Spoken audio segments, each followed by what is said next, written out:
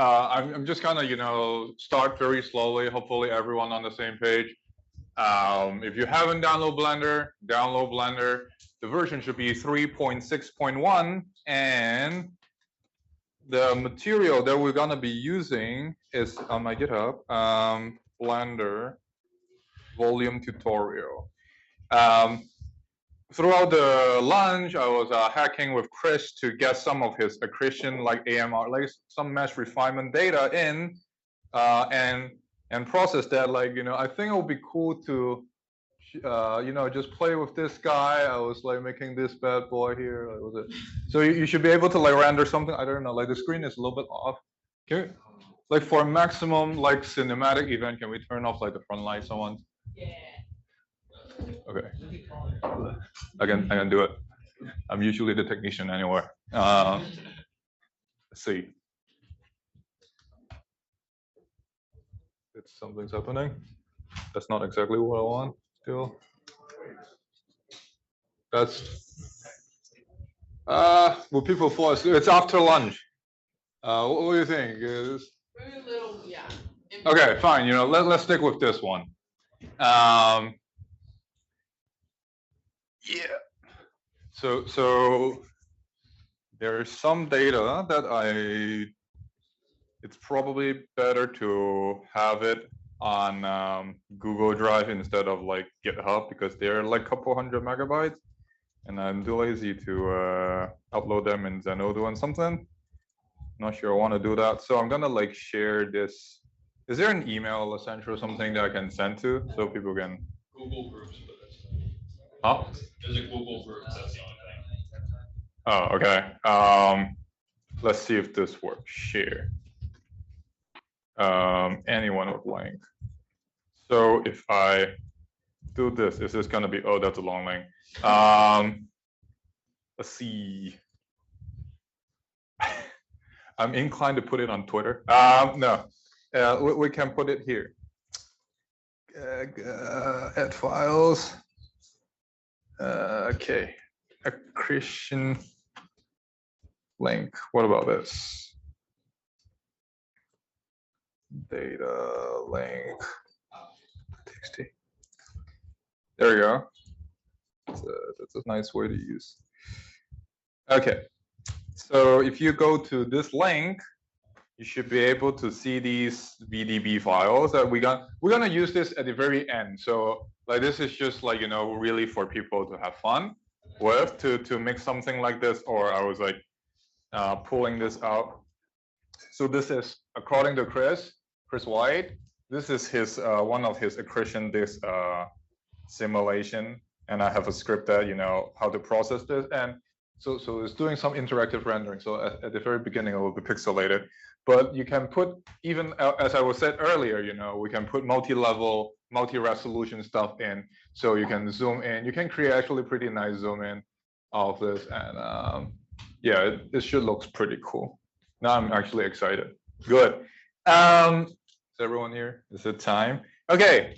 So it's gonna look like the presentation is probably gonna be a fever dream, because I wrote the note a while ago. But if you have any questions, things that like you get tripped up, let me know. I'm gonna do a stage by stage. I'm gonna go through some part of my note, pause for maybe 5 minutes, 10 minutes, so that I get everyone on the same page.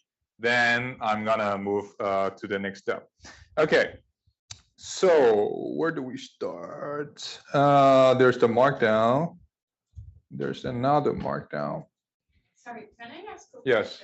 question? So this relates to a question that was asked before, but have you used Blender to do anything for your gravitational wave research? So most of my research is like really data analysis. So it's more efficient to me to think about numbers. Sometimes just print an array and look at them and say, oh, that makes sense to me. But like if you make a plot, it actually confuse me. I deal with more numbers. Like so at some point I was doing numerical relativity simulation, and I was trying to plot that. But the problem with like gravitational wave source is two sphere, for almost perfect sphere, going around. It's like, okay, It's not, it's not like a sick feature like this one, you know, like there's cloud, these things going on. It's just more fun to look at. The gravitational wave, it's like, all right. You don't get the space-time ripples? But yeah, like we've seen this like a 2,000 million times. I don't know. I just don't get excited. It's like, okay. I don't know. You can put a Lisa there, but it's like a triangle. It's like two sphere and a triangle. It's like what? Or L, who cares? So Blender, it's the one thing that I sometimes use it for. I don't really integrate it into my workflow, but for high dimensional data visualization, it's actually pretty useful. Like for example, like if you have a simulation that you want to look at them in 3D, or like, but you know, you only use Matplotlib, then you need to slice it. It's like, shit, until you slice the magical slice, and oh, some things went off. But this one you can just rotate around. It's like, oh, I was like telling Chris, what the hell are these two dots are? It's like, probably some bug. It's like, you know, you need to magically slice to do this. It's like, there's two bright spots. But here it's like easier to see, I guess. But yeah, gravitational wave, it's wiggles. So it's like, okay, so where were you? So let's see how we should start about this. Actually, let's get set up on the Blender side before we jump into, Jesus Christ, turn off Slack. Otherwise, there will be too many things. Let's get into Blender. Just like the way that we should go about it is like, I'm going to show you a little bit of, like, it's still going. I'm going to show you how to navigate and set up the workspace in Blender, so you know how to like do a couple things. And then, how many people have actually simulated something in Athena to get ready to put it in? Okay, so not everyone gets some data to read from. So we're gonna like, you know, but everyone here know how to run Athena, right? Who doesn't know how to run Athena? Who knows how to run Athena? Oh God, we're hoes. But like everyone should have some experience from the previous tutorial, yes, no. But if you don't really have anything, it should be. I mean, I have some data that you should be able to plug and play and just play with Blender. But I think it will be cooler that if you generate it and really try to read through the data and put them into like a, because yes. Can we use other data than Athena? Yes. So the way that we're gonna use Athena, like let's go to the. So this is like the part of Athena that, you know, produce the HDF5. But ultimately, what we're gonna do is like, there's a script that I wrote. You can do more things on top of that. But let's look at that. So Athena has a bunch of like HDF5 files, and we just read it in as like a field, right? And then we're gonna put them into like some Python data, you know, like a cube, and then load it into VDB. So if you have a cube, I guess the more important, more related question is, if you have a cube of data that you want to visualize, then we can put that into VDB. Does anyone, like, if this is a genuine question, does anyone not have a cube or cannot quickly generate a cube? Then you should voice out, because then I can point. Okay, so I'm assuming everyone. Well, so it's like spherical coordinates or something, we could just convert it and. Yeah, I will put it in a rectangle. I mean, in principle, I can deal with like spherical coordinate, but that takes more things, which is not included in the tutorial. So I would just go to like rectangular Cartesian grid, and it's just easier for the tutorial. So everyone has a grid. As long as you have a grid, you should be able to do the tutorial here. If you don't have a grid, we'll figure out how to do it. Okay, good. So let's look at Blender. Let's have some fun first before we go to the mundane part. So, okay, I'm gonna close this. We're gonna reproduce this at some point. I'm just as unfamiliar with the material as you do, because I wrote this a long while ago. So let's see how to do this. This guy. So if you boot up Blender, like if you don't have a mouse, it's a little bit harder, but it's doable. And maybe you need to like play with the zooming a little bit. But let's try to, you know, first navigate over the Blender. Okay. So the first thing that you launch up Blender that you will see is this thing, like a box. You have a camera. I'm gonna do a couple things that, you know, may look magical. It's like, oh, how do you do that? But I'm gonna walk you through. I'm just gonna like do a couple things. So one thing that like Blender, at its core, it's a 3D software that allows you to interface with 3D object and model them and render them. Okay, so the first thing that you should be wondering at this point, once you log in, is like, how do I rotate and watch the, or how do I shift around, like do this, or how do I like look from the, oh wait, that's not what I want. Is this? Okay. So how do I look through a couple things or focus on the camera? I mean, focus on the object or view from the camera. So we're gonna do that. So to rotate around your viewpoint, your camera, if you have a mouse, I believe it's like if you press the scrolly wheel and drag it around, you should be able to, rotate around it. Okay, rotate around the cube. If it is on, I think if it is on trackpad, you need to click both of your left and right key and drag. I don't know how it works on a Mac. It's like, I think Mac doesn't come with those buttons. And For my computer, you just like rest. 2 fingers. Yeah. oh, okay, so that's easy. Mac are smart people, I guess. And if you want to drag around, then with a mouse, then you press Shift, and you'll be able to press Shift and the scrolly wheel, and you should be able to like rotate around. Okay, and yeah, at any point it's like, ah, shit, this doesn't work for Zell, and I don't remember whether this needs to be configured or not. If yes, then I'll go back to the notes and tell you how to do it. But if you click the tilde, so most of the standard keyboard, you have like this like dot thing on the top, like under exit, left to 1. If you press it, it should give you like this turn wheel menu. Okay, if you get the turn wheel menu, then you can look at an object from left or right, that helps with modeling, but usually you can just like view select and rotate around. So the run left to your 1. So this one. There you go. So tilde, whatever tilde is, that button, you don't have to hit shift, just click it like this colon thing, apostrophe. So there's that. Now, that's like the basic navigation that you all need to do.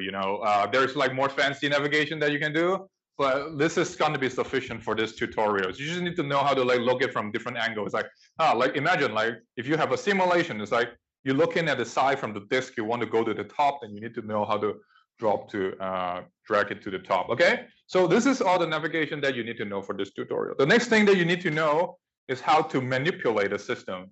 So to move the system, like for example, I don't want the box to be here, I want it to be somewhere else, then you will grab the object by pressing G for grab. Then once you press G, when you selected the object, then you can see the outskirts. So if you select it, it will turn orange on the outside, and then you press G, it will turn like the frame will turn white. Then you can like shift it around. Okay. And if you left click, then it will confirm the action. And I want to go back. Go back is just Control C, just like any word editor. Okay. And if you want to cancel, it's like, oh, I don't want it to be this place. Right click. Right click. So left is usually confirmation. Right click is usually not confirming it, cancel it. So usually generalize to quite a lot of action. So you can grab it. Like if I have 2 black hole or something, I want to put them in some space, I can move it around. Okay. Or a more advanced, all this instruction is somewhat in the tutorial also. If you really want to follow, at some point in my life, I made a video. Where is it? There's oh wait, this is the final render. There is a step-to-step thing that guides you through. So don't worry if you couldn't. The more important thing is like you just follow, see what has happened, the precise step. And the Wi-Fi is not working for sure. There's this video that walk you step by step. Okay, it's not loading, but you can see like there's a step-by-step guide that has my annoying voice on it, and you can check that out on YouTube as well. So don't worry if it's like, oh, I don't need to, don't jot it down. As long as it works now, it's gonna work for the future because it's all on GitHub, it's all on YouTube. Good. So where were we? We were like grabbing this object, moving it around, confirming, moving it. But sometimes we want to move it along a specific object. It's like, can I translate this in a certain direction? So what you can do is like, once you grab it, so select this object, grab it by G, and press either X, Y, or Z. Then you can move along a specific axis. Okay, so that helps with like certain translation. So it's pretty intuitive. Like, if you want to grab something G, and if you want to move it along some axis, then X, Y, Z, easy. Or you can type in the transform on the right-hand side here. That is like this control plano. We're going to come back to this. There's quite a lot of magic button there that we're going to play with later. But that's the idea. And if you want to rotate this object, can someone take a guess? What would that magic button be? R. Yeah, that's correct. Easy. So you can like rotate this object. And again, pressing X, Y, Z can rotate along a certain axis. So that's pretty useful. Sometimes you want to align something, you can do that. Okay. And see if I missed anything. I think that's the basic navigation. We'll come back to that. Yeah. Yeah, oh, this is cute. We're gonna come back to that later. Control-Alt-0. So now there's a cube, but you don't like at the end of the day, maybe we'll want to make a movie out of this. And this is with all this menu, it's not a very sightly scene to show to your audience. You want to show them an actual movie, okay? So there's a camera over here. There's a camera over here. And when we render all the effects, it will be viewed through the camera. So if I do a rendering, I'm going to click a magic button. I'm going to render something. So this is how a frame will look like. So my movie will look like this. Yeah? Yes, thank you. It's a very, yeah. So this is not the best because it's not center. You don't see most of the objects. So what if I want to move the camera? I don't want to see from this view.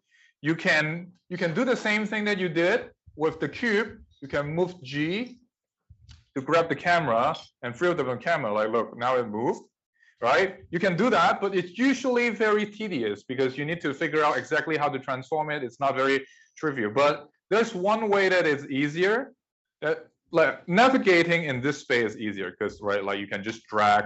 This is very natural and intuitive to go around this space, right? And I can do view select, do all this, right? But to make the camera focus on this object is way more complicated. But like there's this magical button that you can press. It's called Control-Alternate-0. Then that should center. So Control-Alternate, ALT, and press the number 0. That should send. Does that bring you into this frame? No. Control-Alternate-0.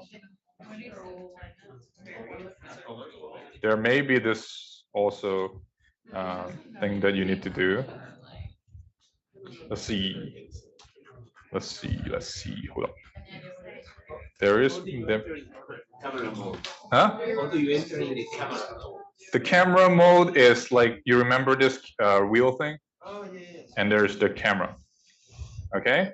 But okay, this could be it. Hold up. Where is it? Setting up the workspace. What am I reading? This guy. So okay, if you moved around the camera, like how many people that this does not work for this? If you do Control-Alternate-0, does it come out like this? No. Okay, good. So if you go to Edit, Preference, and I believe is Input. Okay. Again, Edit, Preference. You should be able to bring up this menu. And one thing that you're missing is probably emulate number pad. So turn that on. Turn that on. And try again. So it's Command Option 0. Oh, on the Mac. Yeah. Okay. Yeah. Command. Yeah. If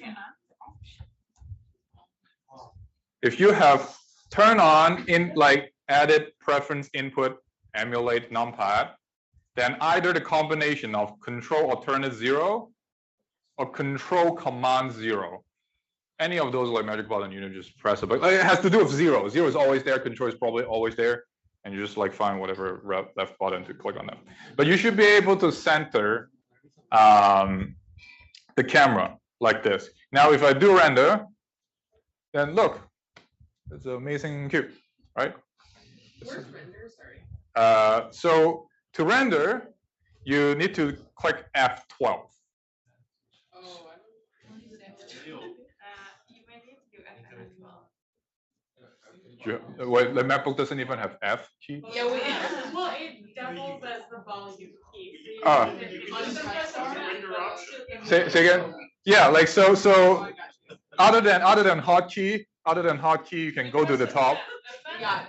Yeah, FN just Yeah. translated to the other thing. If you don't have those quick, so one way to figure out quick like command is if you go to the top, and there is this panel that is called render image. Like this render animation button is evil. Don't use that ever. Maybe. We'll talk about that guy. It's very tricky to use it. But like use render image, then you should be able to see the hotkey on the right side. Yes.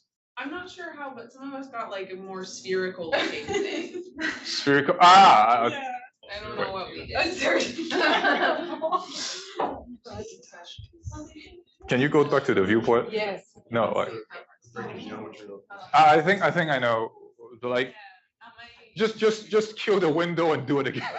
Then start from scratch. If your cube look like a sphere, and kill the window and start from scratch. It's a little bit hassle to like to reset it. Okay. So yes. What if the lighting all weird? Huh?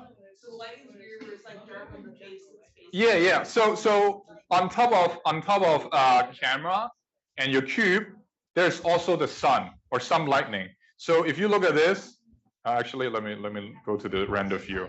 So you can see if I move the light around, the different side of the cube is illuminated, right? So there's reflection. We actually can.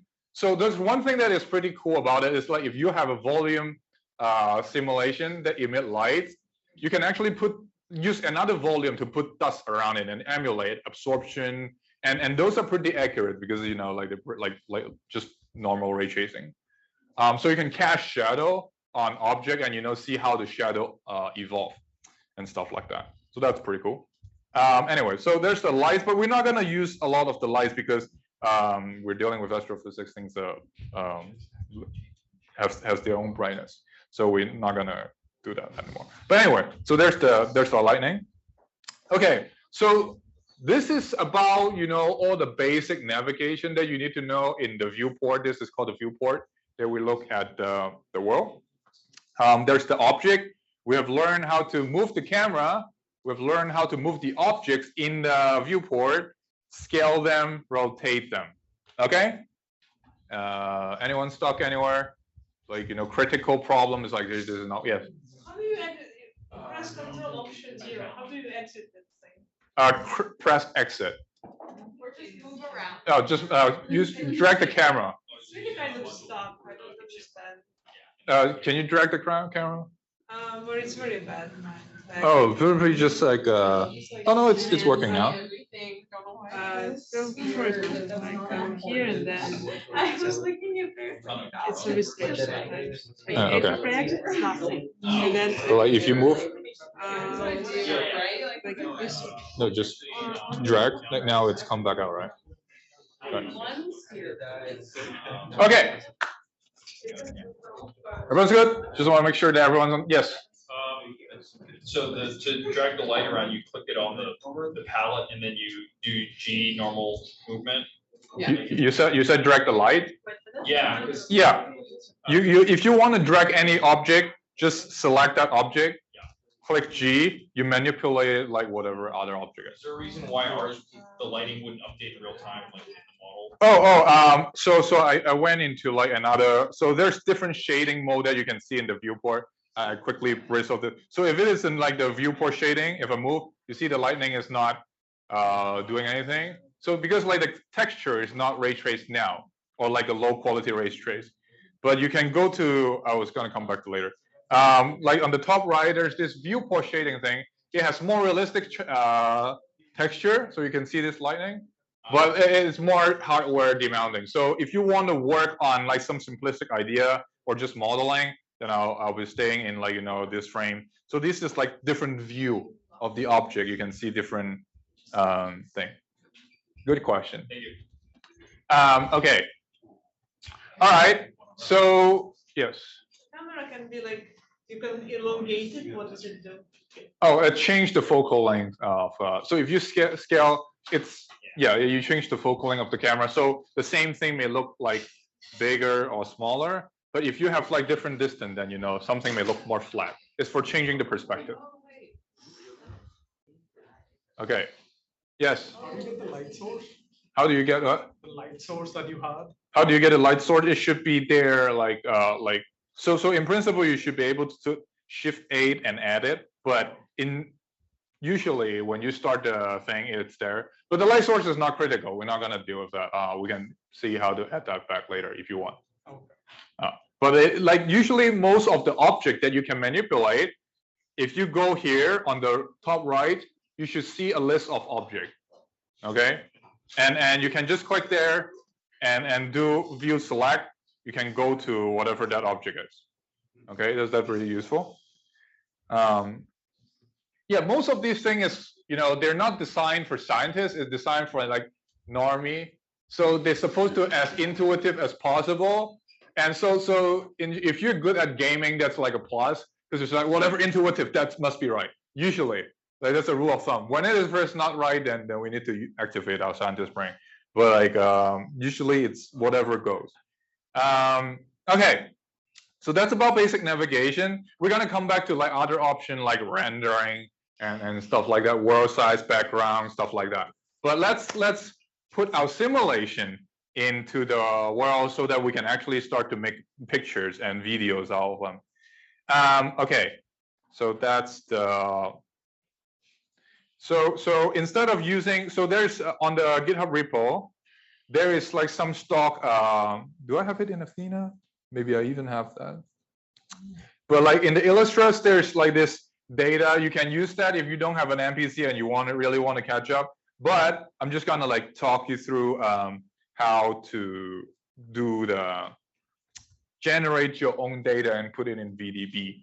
Okay. Oh, actually, let me just show you why do we need a VDB first. Okay. So if you have these VDB files, then can I add a, can I center? Oh, anyway. So these volume, we'll come back to this later. I just want to show you why we need a VDB, then we can work on that. Okay, so we want to put our volume data into Blender, right? So we need to import that corresponding data that, you know, it's some VDB form. And this is something that Chris just gave me, and I'm gonna like put them all in, and boom, this is my volume data. So this is what I want you guys to generate to get to the VDB.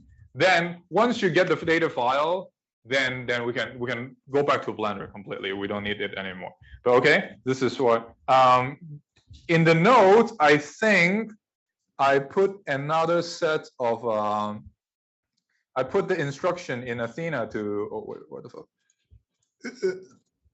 See, I put an instruction to put this blast test model into Blender. So it's supposed to, it looks pretty odd because of saturating value and stuff. But if I click on this, come on. Oh shit. Hold up. My computer is running out of RAM. Let's see. That should do. Okay, so there is this saying. Again, like most of this command, I know it on top of my head, but like, you know, if you, so this is one of the Athena test data that is like a blast wave, a 3D blast wave. It's in the MHD folder and it goes out like this, okay? And I think I have more framed on the cluster and something like that. So we're just gonna, you know, play with it. And everyone looks shit here, right? Like it's low resolution, but for tutorial, we can scale up later. Okay, let's not get greedy here. But yeah, it's important to get it. But yeah, okay. So that's the data that if we follow the menu to configure the simulation, you should be able to get the HDF5 out. Okay, so let's spend on a laptop. It should take reasonably fast, right? Let's spend 3 or 5 minutes to get the HDF5. So go on the Blender like this markdown, trying to follow this instruction to just generate the HDF5. So once we have the HDF5, then we can, you guys may have more frames than I do, and adjust these course number according to your computer. I don't want you to burn your MacBook or something. But let's, yeah, spend 3 to 5 minutes. Let's just generate a simulation. I used the blast wave as the blast 3D example as my simulation. It's pretty small. It can be quickly generated, but you feel free to, you know, try whatever you want. And meanwhile, I'm gonna go around. If people have residual problem from Blender, I can tackle that. Yes. Is it asking us? Are you asking us to run an Athena simulation on a local machine? Yeah, you can. If you want to run it on the cluster, if you have learned how to run it on the cluster, you can totally do it on the cluster and download the data. If you have it on your laptop, that's also okay. You know, then you can run it on your laptop. Could we just use the simulation outputs from when we ran Athena? Yes, yes, you can. But make sure that like it's a reasonable size data, because you don't want to transfer hundreds of gigabytes onto your local disk and burn up. Yeah. But yeah, like if you have that simulation that you want to visualize, download that HDF5 to you. Well, actually, don't download it. You said we would come back. Yes. Could you take a look at it? If I have, I'll give 3 to 5 minutes. If you don't have the simulation, get the simulation. You will have the simulation. Play with Blender. Chill out. yeah, Yes. I have simulation, but it was run on like 32. This is all HDF5. Every single one of them is HDF5. Oh, so they don't give you like a unified HDF5 output? No, this Is this readable from the Athena ReadPy thing? I have, well, we have used Athena once. This is my only, this is not Athena, this is Enso. But I can add, so. Do you have a way to put it in like I a? have YT. I usually use it in YT, so I can read it in YT. However much I want. Yeah, can you make it into a NumPy array? Is that possible? Yes, I can read it. Okay, good. Yes, but with NumPy array, like the whole, you just want like a NumPy array of. First, can it be like can it be 2D array? Yeah, can it be a 2D array? Should it be 1D array? It should be a 3D array. Oh yeah, 3D. Yeah. Yeah. Okay. Yeah. So just like the density, different stuff in 3D array, you know? Yeah, like if you have a so if you think about like a 3D grid and each point is the density, then you can do that. Yeah. Yes. So, Yeah. like, this is what I'm trying to import to like Blender, Okay. but like, I don't know how to do that. Oh, we'll get to that. Do you have the HDF5? The HDF5. Yeah, good. Like, do you have like Athena.read.py? That's only I'm not an Athena developer, I'll have a stroke. I don't know. But yeah. Is that this file right here? That was what we did, okay. Yeah. This file. So if you can do this, then you can get roll. That's perfect. How big is the data file? I'm not sure. I think it's like 400 data files. The total size is like maybe 200 megabytes, 250 megabytes. Oh, it's just 200. Yeah, it should be. But like, let's play with one frame. You know, a couple of frames. Yeah, like as long as you can get to this, we'll get back to that. And also, like if you go to the GitHub Markdown, then you should be able to see what's come after. So once we have the HDF5 or whatever NumPy array that you have, then we should be good. If you have a 3D array that you can import in Python, it's not like I'm the biggest fan of Python. I'm not trying to sell you Python or anything, but like just we happen to use that. So if you have a NumPy array that is 3D of whatever data that you want to visualize, you're good for now. Okay. But it can't be. It can be what? Oh, I guess I'm treating the cylindrical thing in a later phase. Yeah. We'll get to that. Yeah.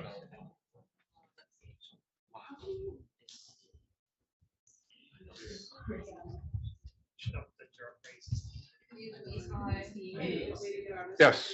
I think last time we compiled Athena, it wasn't with HDF5, so now when we're going to try that, we're all getting this error. Is it on Rusty? Yeah. Do modulo HDF5. Okay. Yeah.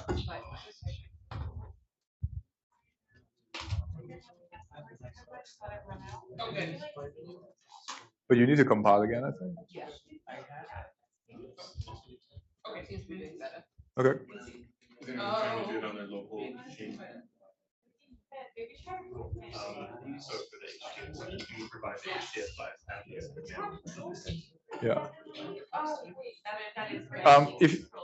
Yeah. I would advocate actually. If you have the data, it'll be good to have it on Rusty, because on Rusty we can just I mean we need to download it at some point, but I don't want you to. Well, we can spend the time in building OpenVDB, but building package in a live coding session is usually a recipe for disaster. There's something ready on Rusty that we can use. So I'll probably leave this as optional. But anyway, having the access to the file will be good, and then we'll go to how to build a VDB out of the file.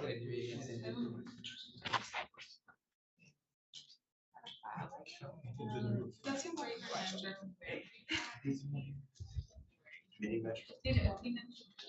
What are we trying to do with the NumPy array? So the thing that we're gonna do is like we're gonna take those array and put them in like a VDB format. So we have to convert it into the VDB. Yeah. To do that, like either you build a local copy of OpenVDB, and like yesterday I was trying so hard to figure out how to like work on the Python binder, because like the C library is a little bit too involved. I don't want to use that in tutorial. I was trying to like come up with the package. The problem is, so some random guy took their domain name on like PyPy, so they couldn't. If you pip install, you're gonna get the wrong thing. So you need to build it, source it in the right path and stuff. So I was just like, okay, on the cluster it just worked, so that's better. Yes. Having trouble. So when I ran this. Yeah. Where's your Athena?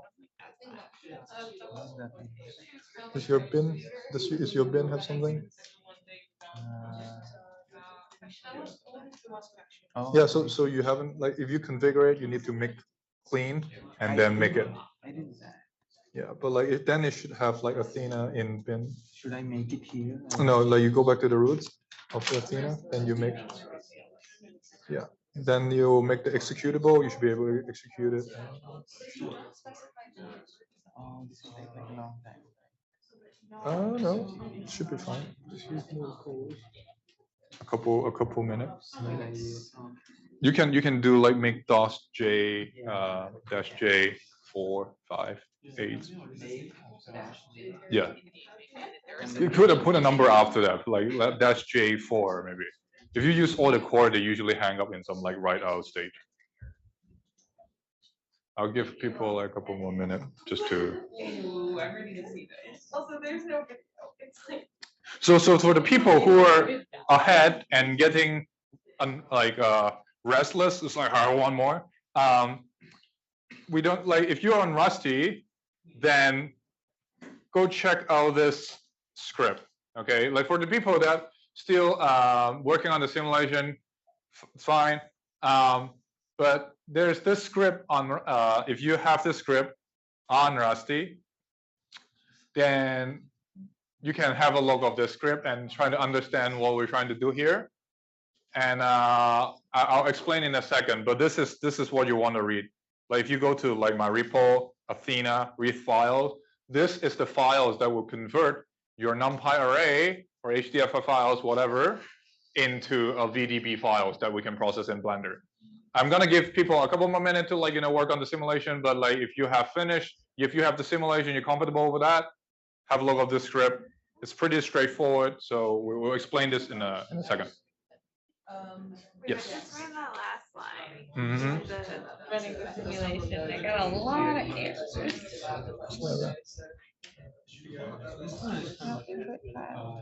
Oh, do LS? Where are you? I'm in my Athena. Right? Like, do you have? So I think when you do the MPI access, do you have did you load MPI? Yeah. Did you load MPI? What is it complaining? So I think the reason why you get a lot of errors is because maybe you're running 8 processes, so the 8 processes giving you the same error, which is complaining about input files. What's the line that you said? Yeah, I'm just making. I'm just waiting. Read it off. Right. Space. Oh, Space. Oh, yep. Okay. Cool.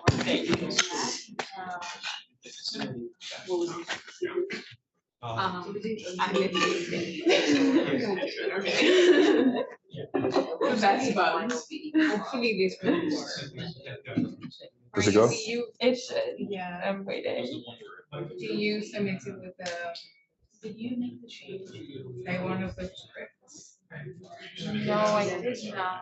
I think it should be fine. That's fine, don't worry. Do we? Did you modify the? I modified this file. It just said to change team limit from 1 to 5 though. Right. I think okay. This is something that I forget. I pulled this up yesterday. So if you are running Athena, God, this went through me. I wasn't an Athena expert until yesterday. I learned how to use it yesterday. So let's see. For people that have trouble in, I can make a. So I think, when you run this line MPI N8, it will complain about some mesh block size. I think what you need to do is the following. Let's see. Internet. So we're running this guy. I'm giving you 2 tutorials for one. I'm also remember everyone how to use Athena, which I don't know how to use. Okay. I think it's, yes, we do need HDF file because that's how I know how to run it. So change num thread. Oh wait, actually, I think it's something else. Yeah, like grid or something. Under output 1, the file type should be HDF5. Yeah, like this one, but also I can pull up my file, I think. Yeah. Let's see.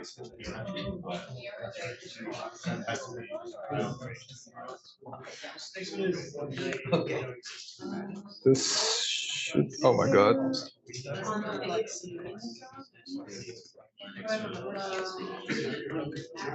The job is small enough, you should be able to run it on head node, don't quote me. But it's a very small job, so it takes, if it is an 8 core, it takes less than a minute to finish. Yeah. Jesus Christ. So I'm trying to get to that. Yeah, I used to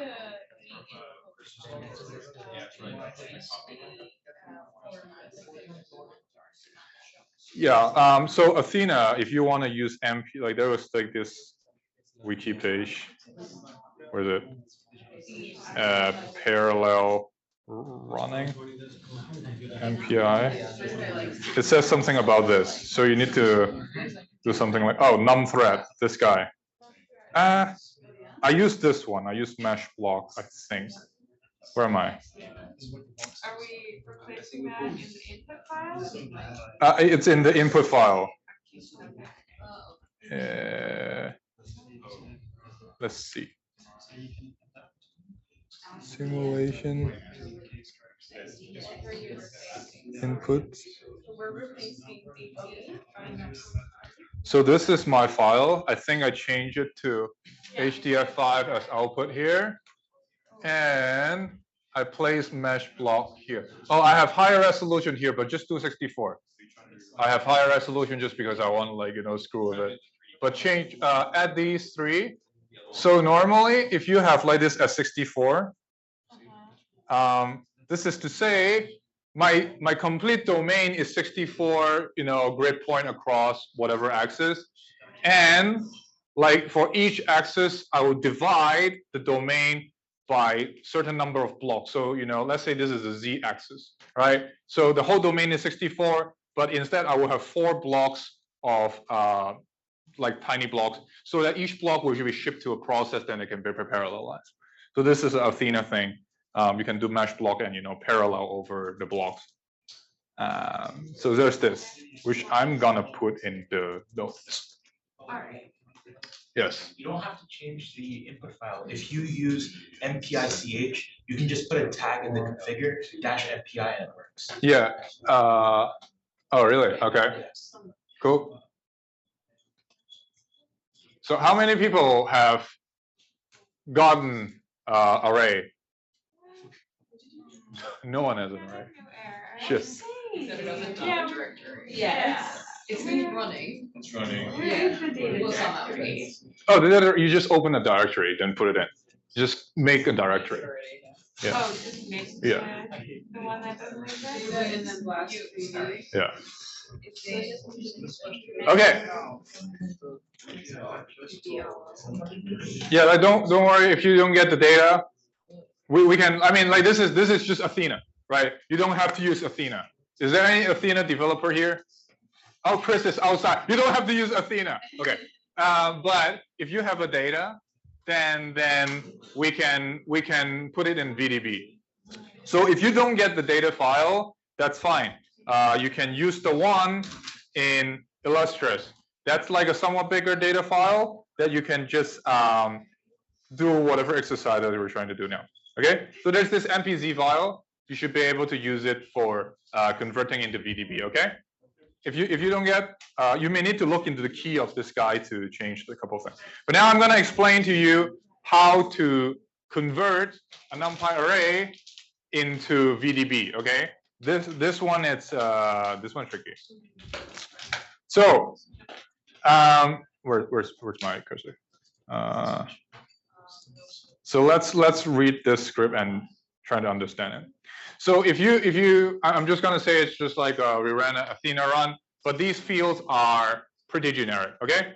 So on the top, if you're on Rusty, on the top, then basically we need to tell Python where is our VDB binder is. VDB is a library that built on C. So they have like a Python hook to it, and to really install it, it has a lot of hoops. It's on the node. I encourage you to read it. But building package is usually quite tricky depending on what machine you're on. So instead, if you're on Rusty, this one will take care of the package dependency for you. So if you do this part, this line would work. If you don't have the system, if you don't have the top line here, then Python don't know where to look for the binder. Then it will bug. It's like, oh, there's nothing called OpenDB, then your host. But if you have import the path, then it should work. Okay, so once you be able to import PyOpenVDB, then you should be able to allow to use the library to do whatever. Okay, so that's just if you get this part, whatever like following that's easy. Okay, so to make sure that like if you bug this, call me in immediately, then I'll go resolve that. The next thing that here is we need to point to our simulation. So down here we load the simulation in, but these are just EC variable that are defined. Where is your simulation? Where is the output? Like where do you want the output? What's the resolution of the simulation? How many frames are there? So according to your simulation, you need to tell where the path of the simulations are, okay? And the critical bit here is, let's say, Athena has a couple of variables. There's like density, pressure, velocity, and we want to put them in like a dictionary, okay? We want to have some data structure to manage that. Then basically what here does, so this is the magical bit. If you're not using Athena, you're not using exactly the simulation, you may need to change this a little bit according to whatever simulation and how you read them. But basically what it does here is like they take the Athena read file, read that file in and get the density, pressure, velocity field into these fields. And this is really just making them all Python, like, NumPy array. Once you have a bunch of NumPy array, then you're done with like reading the file, okay? So that's that. And then the rest part, like you shouldn't need to tamper with that. It should just work. If it doesn't work, let me know. I'm trying to resolve that. But once you have a bunch of like NumPy array, then like this is just looping over how many files you have, okay? So in this scenario, I have 51 file, have 51 time step, okay? So I need to create for each time step, I create like a number of 3D array, like the density 3D array, pressure 3D array, so on and so on, and I have 51 of these things. For each of them, I'm going to create a VDB. So it's just looping over n frame. Now I realize I should change this to n frame to make it less confusing, but whatever. And then this will basically loop over the field. For each VDB file, you contain the pressure and the density and so on and so on. So any question related to how the script works? You import the library, load the data in a NumPy file, output a VDB, magical. No question, then we can get to work on that. I'm sure there may be things that bug like here or two. We can resolve that. Remember, change the path, change the resolution accordingly. Otherwise, the normalization could be like slightly off here. But it shouldn't matter too much if you're like on a one level thing. But when you get to multiple level, the normalization will make things really ugly. So yeah, these are the parameters that you need to change according to the simulation. So let's use 10 minutes, 15 minutes to like really get down to the VDB. Then you got a question? Then we can go about that. If anyone's finished, let me know, because I know at least it's working to a degree. Yes. I also ask, how do I know my OpenVDB path? So if you're on Rusty, this is the exact path. Then you can just use it. If you just run it, it should work, right? No. Yes, there's no username here, right? Like this is like the module. I fetched the path from the cluster. Yeah. This will be the path of my yes. output. Yes. So it should be a directory. So if you look at here, this is basically getting just a path to the HDFS file. So it will be whatever prepend that. Yeah, so right? Yeah.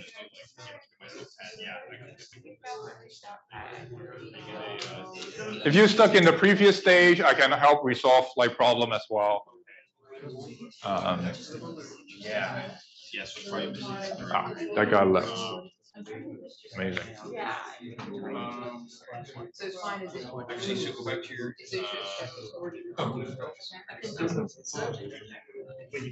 Yeah, just see. Yeah, is there a data one already? If not yet, just go ahead and make. So the next time.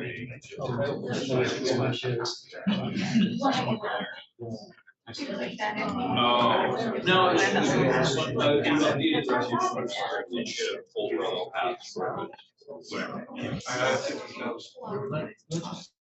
it work? Say something. Jesus Christ. Those are my students. They're fucking deaf. Yeah. It doesn't work even because I don't have the configuration. Yeah, you don't have Athena. You haven't like just use the Illustrator MVZ. Yeah. Like because like they have played with Athena, so they know how to use it. So, like, just use the Illustrator TNG. There's some other field that you may need to call. Also plug that in. It's going to be very pretty battery intensive. There's an MPZ file here. Figure out the key, and there's some keys in it, and so basically you want to switch the Athena line into this one. Just look at the where's the other. Look at this one. Look at this one to see how to load the data. Okay. Yeah. Well, I was. Structure to work, so I'm going to give myself more. I think we can visualize the magnetic field as well. Because I think the magnetic field is also like pretty high frequency. Is it like changing from here to there very quickly? For the class problem? No, like for your accretion thing. Maybe it is. Yeah, will be fun. Because like I think at some point Drummond also like visualized the magnetic field and all that. Because you can put it. No, like you can put it in field line in. But I think field line is very not aesthetical. Like more often than not, there's like I don't know. It looks like graphics from the 90s. This saturated. I don't know. I've been talking to someone else. Yeah. He has this long-term goal of figuring out how to get field line images and save them into a vector graphics format rather than just like a PNG. Yeah. But it's at the moment like nothing that fully works with them. I see. Yeah. But Blender have some capability to make like just embed because it supports Python scripting in the backend, so you can just script things in like define a geometric object that is a line or something. Yeah. Yes. So I copied the Python script file, Yeah. and I have to basically take the path of this thing and put it here, right? Yes. Do I need to change anything else?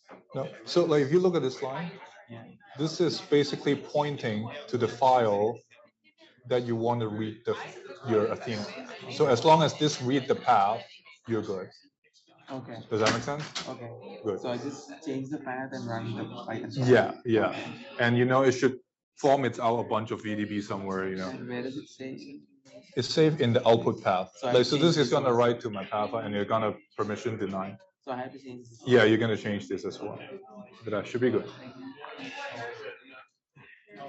So I'm doing it only for 1 hour. No, like it will loops over all the file because like it has like n frame, right? So it will loops over. You see the loop. But this path is for only 1 file. But like you see the here, it has like some variables that it loops over n frame, right? Oh. So this is just the prefix. Okay.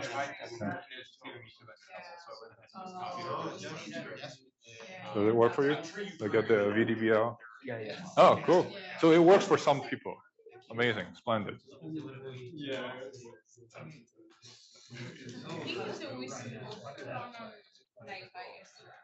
Does it work for you?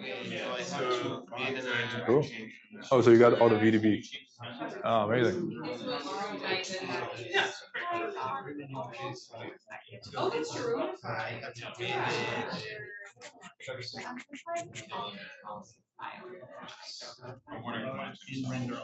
I think it's Is it working?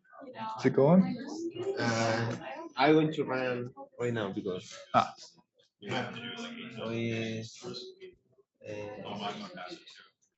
run that Sorry, I'm still stuck with running the simulation.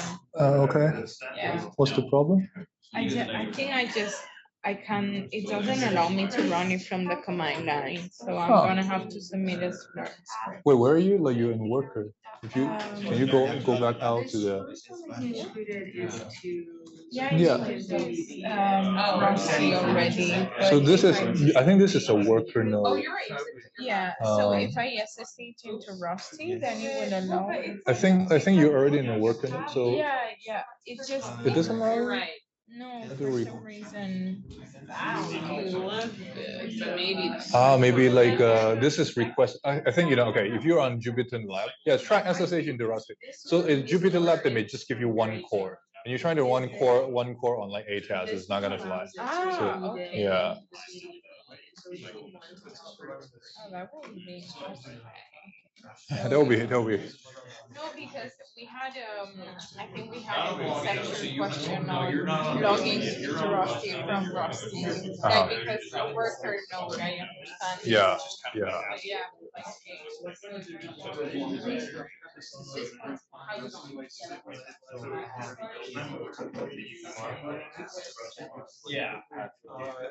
Oh, it's already. Does it work? So I ran locally with Linux simulation. Okay. So I need to like, Oh, you want to build OpenTDE? yeah, I guess I have Hardcore. To do that. But If you have sudo, it's fine. I need to do the Because like you need to, CMake. you need to basically have boost. It's pretty dead. What's the problem? Gem So Gemalog is not the issue. It's complaining about boost. So if you go to, so I think I put the link. If you go here, go to OpenVDB. Yeah. So actually, go here. Same thing. Go back down. Like go to the repository. They have some prerequisites. Scroll down. Scroll down. So there's 3 requests that if you install them, then it should go fine. Okay, good. Yeah. But make sure you also change the CMake file to view the Python binder. But if you install everything, then your local Python should know the path already.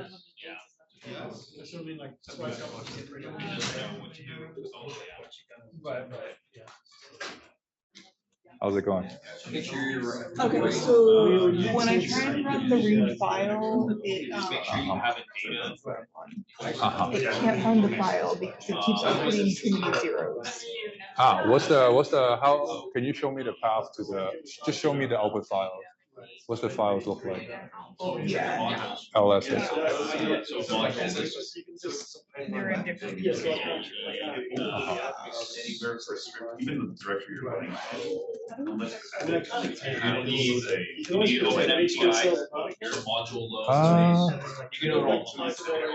I don't think it's too many zero. I think you have like 1 dot. It's missing 1 dot over there. So if you go to the script, go to the read file script. Yeah, not Python, just VI. So I think you need 1 dot here. Because like this is the path. Blast dot. Yeah. Try that. Oh, Stim's calling. Yeah, seems. I mean, okay, that's improvement. This goes to like 28. Does it have? So it's fine, just, yeah. But you should have the VDB in the designated file. Can you check? There's an output path. Is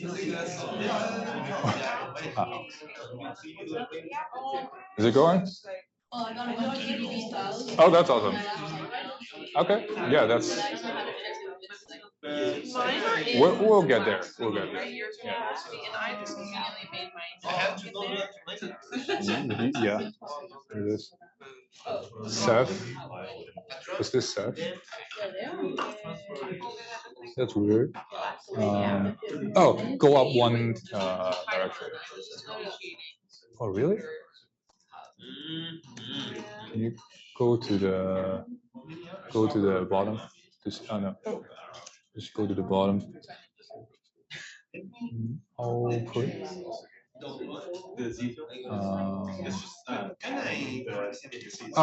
Sorry. change n frame into 27. I think it dies here, so it didn't get to the right out. So it's the number of frame that you have. Yeah, I think that should do. Okay, because it complains about not having that. Now it should write out.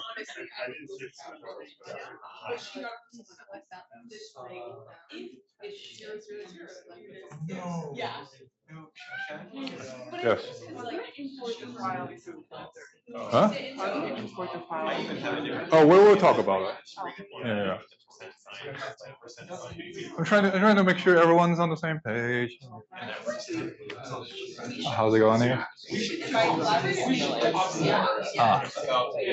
Oh, so you're running the Athena part. Oh, okay, cool. So all I need to do to this one is like yes. That's still okay. Yeah, that's fine, you know, because it's the exact path on the cluster. Right. Okay. How's the Enzo simulation going? You give up and then give it. Okay. Fair. Yeah, I didn't realize.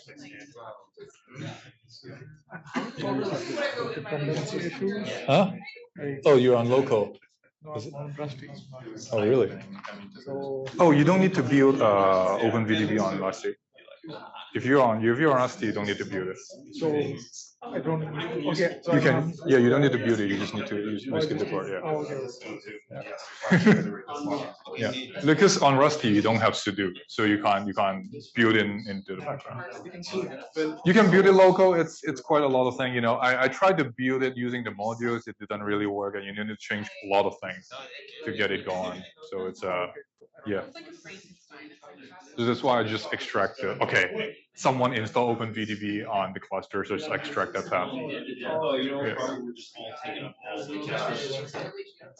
Oh, I just want to say, like, sometimes HRLT has errors because it doesn't convert properly. RK3, which is Logopeda 3, and it's usually a little bit more accurate. Okay. So like sometimes there's like conversion errors. The first time I ran this, I got a conversion error. Oh, really? So you can use RK3. Okay.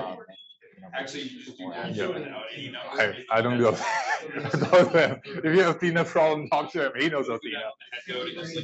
No, he was just saying actually LLD is not correct. Like sometimes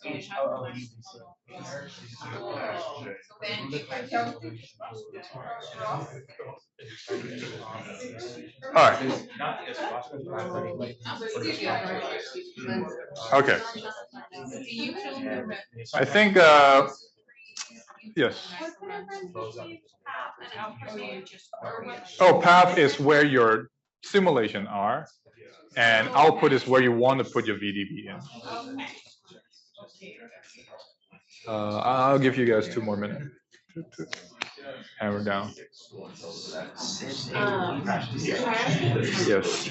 So just to confirm, mine isn't finished running, but I have like this. So is this the case that instead of having to install, what's it called? VDB, yeah. VDB, we can just use the, yeah.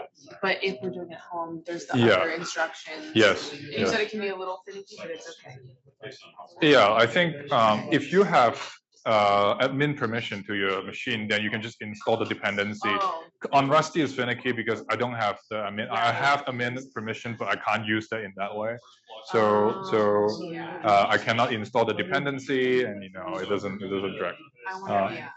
Yeah, but like OpenVDB is actually pretty robust because it's used for people that make big budget movie. Yeah. So they're pretty robust. If you follow their instruction on their GitHub page, you should be able to just go. Yeah. And the point of, go ahead. Oh, no, I was just wondering, where does the simulation? Second? Like where, I guess your folders look very different. Is it the folder that we call things from, like with the input? So this is the prepend path, but if you look at this line, basically it's Athena read the HDF5, and this is a path to one HDF5 from Athena. And this is just like, you know, easy variable for you to prepend to this path. Well, yeah, no, I just mean, all I know is what we call the simulation with, like the inputs of HD, I don't actually Yeah, like, know what is that where the simulation lives? yeah. Okay. Well, my directory is completely like a mess. Okay. It's like 500 directories. Wait, it's inputs, not bin, or is it bin Athena? You know, the output, like the simulations, like so at the end of the simulation, you should have a bunch of like HDF5. So I made the data, so I just made my path because I have it. I opened this file in Okay, data. I'm gonna solve one more problem, then we can go ahead. Yes. So I I thought, also had this extension. You need to do the HDF. You need to compile it for HDF5. Oh, I have to rerun it again. Yeah, because like this is VTK. So if you, I think if you do the in the input files, you need to specify. I didn't. Yeah, I actually don't know what's the literacy on like Athena. I thought like everyone is good. Okay. Where's the input files, like inputs to? Maybe you don't need to run that many time steps and stuff like that. It takes like a while. Go to input. Yeah, input. MHD. MHD. Go to Athena bash. Blast. Yeah.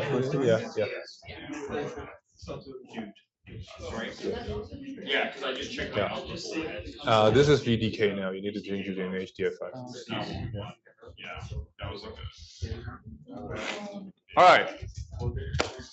Like so if you don't get the simulation, that's fine. You know, I'm gonna like help you if you're interested. Like I can help you to deal with your simulation and really get it going afterward. But if it doesn't work for you now, and you should be still able to like just go to this path and download the VDB and go from there. Okay. But like if you get a simulation that you wanna, so for now, if you don't get a simulation, that's fine. We can fix it later. Let's use some VDB files that I created. Actually, let me also put this line in. Let's use these VDB files to progress. Do people want a break? Okay. Yes. Where is this? How do we access this? I will paste the path on my GitHub right now. But like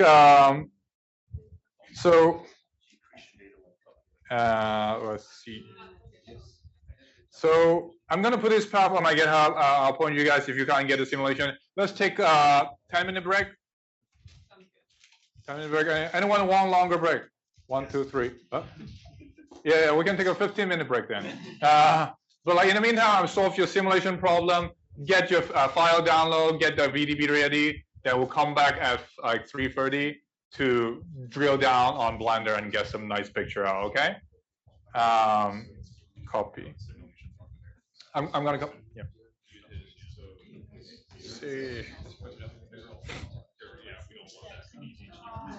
This is gonna have link rods.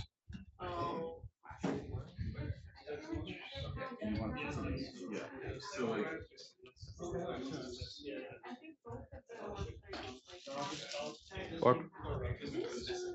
There you go. Okay. Someone get a question back there. Yeah. Got a question? Got a question? No. We're okay. Oh, okay.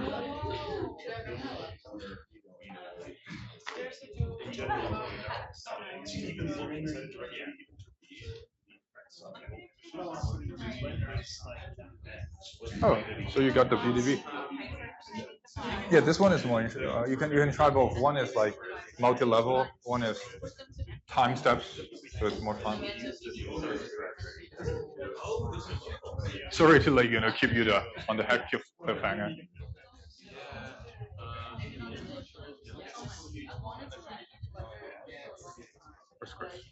Yeah.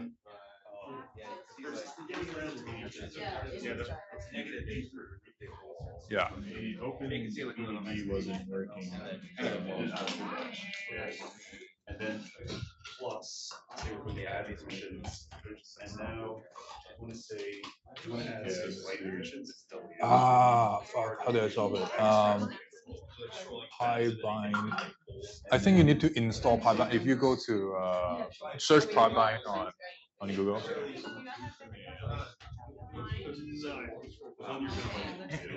Sorry. Yeah, like try that one actually. I think that one worked for me because like I need to. Oh, I fucking hate Conda. I never use Conda. That's what I started with. I didn't know anything. Just do global. Yeah, just you may need to do. I don't know, like Conda, truck your it bring in all these binaries and it blows your file system up. It's like people here hate Conda, like the file system people. So I don't know. I'm like, yeah. I was gonna ask, 'cause I have to leave a little early. Yeah. Would you be able to point me towards where to find that like cylindrical coordinate? Cylindrical coordinate. Or should I mean I can just look into it. I didn't know if you had something handy for. Yeah, depending on which level. So like VDB is where you want to look at. They have like coordinate transformation. I think that's where you want to look into. VDB would help, like it could be something to do. It would be like how to read in cylindrical data. It will be, yeah, like it has some like coordinate transformation.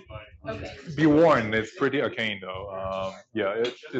I mean, like to really make the whole VDB pipeline work for me, I took like 2 or 3 days to figure out, oh, how do I install all this? Like, yeah. So it's like pretty involved. In general, I would suggest to trying to, yeah, like it's not the best thing. You lose some information. I would say put it in Cartesian as possible.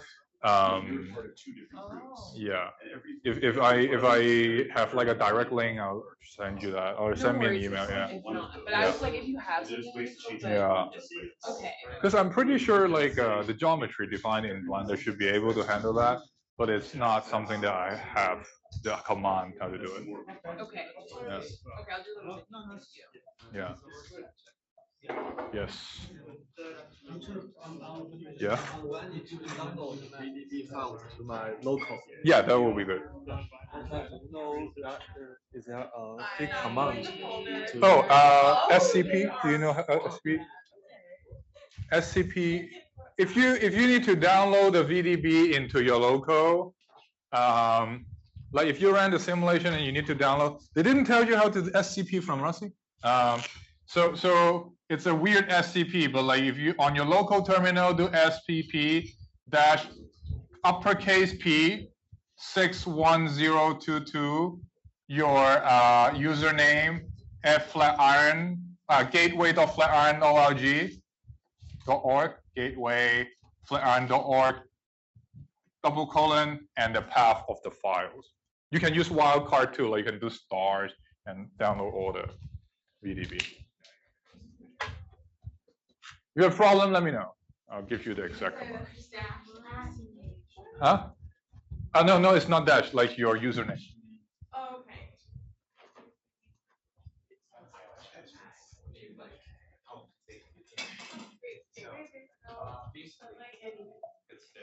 I'll type it up here. For me, it will be. I think it's gateway. I hope it's gateway.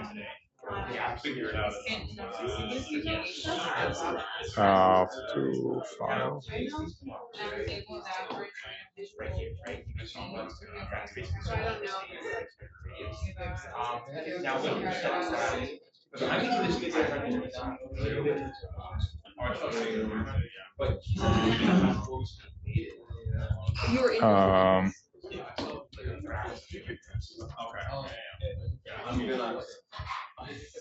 It has a few very basic.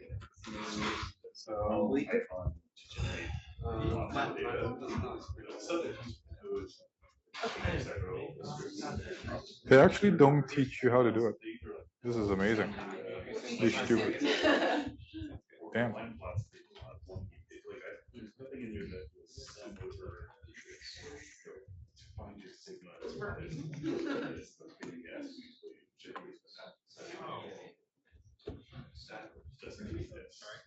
There's a script to help you with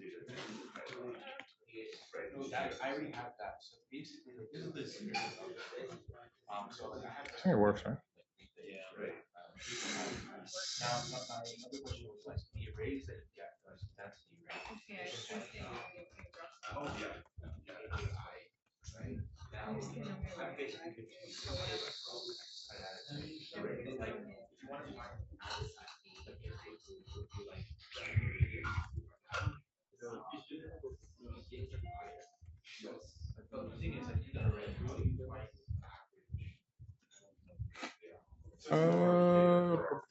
Your ML account. Yeah, that works.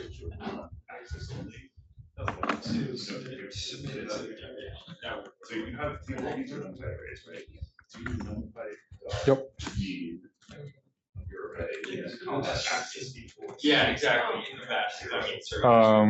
This should be something like the path if you want an SCP.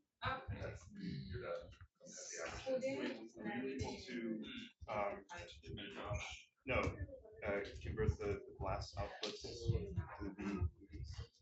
So I don't know if there's a way to do that. I mean, there might be a way, but. Does it work for you? I just change the output format in the phones and then. Yeah, I have like that on top. Oh. Yeah, and they made it change to like 4 and 3. And now I have to make. Are you doing this on Rusty or in your local? Rusty. Yeah, don't do it. You don't need to do that on Rusty. If it's on Rusty, you can just go to read file. Yeah, that instruction is for building it on local. Okay. Yeah, this is like if you want to do it on your local, then you. But like in Rusty, you can just go to read files and then after you convert the active output, then I send to my computer. Yeah, yeah. Okay. Yeah, like just use read files. You need to change the configuration and stuff like that. Yeah. Yeah, exactly. So that's actually one. Maybe that one have already Yeah, you can't. Yeah, it's already built on Rusty. If you're like installing OpenVDB on Rusty, you don't have to. You can just use my read script, like read file script. We have already built it. So I can check that, or should I just all right. Some water. Ah, does it work? Oh, you can import it. Amazing. How my mid-side drag all my VDB files here, but I think it's just piled them on top of each other. Is that what I want to do? Yeah. No, I mean like this is so in one of the examples that show like there's like different things that you want to do actually, because sometimes you want multi-level data, then you don't want to sequence them. But like I think by default,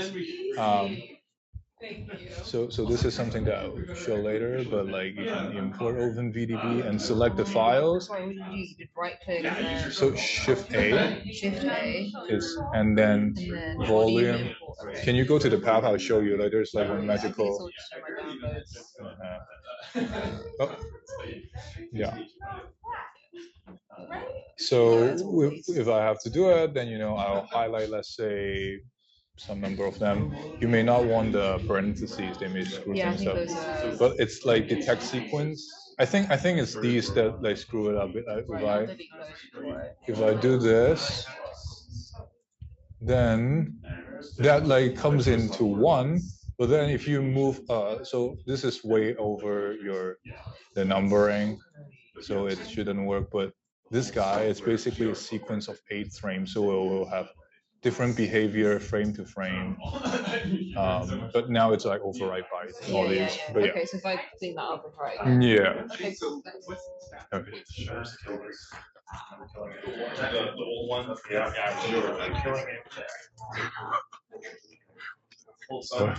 I know.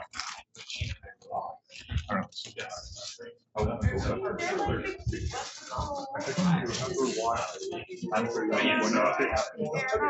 It was a couple months ago. On the right, there's like a cell. Yeah.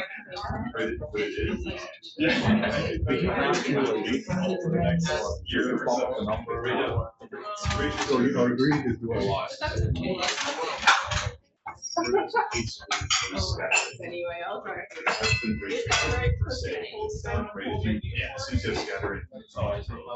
Yeah, right. The ray tracing we did, with everyone, it's like, no, like, Yeah. So,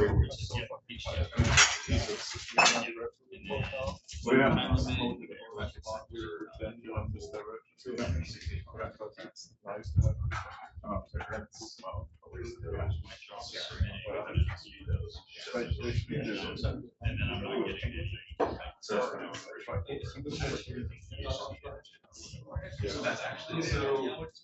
I mean, I wasn't as bad, so like, yesterday and maybe yesterday, like my students, like English, I have pretty good first, so I solved that. I just like looked away, put on my headset. I was wondering, we've been doing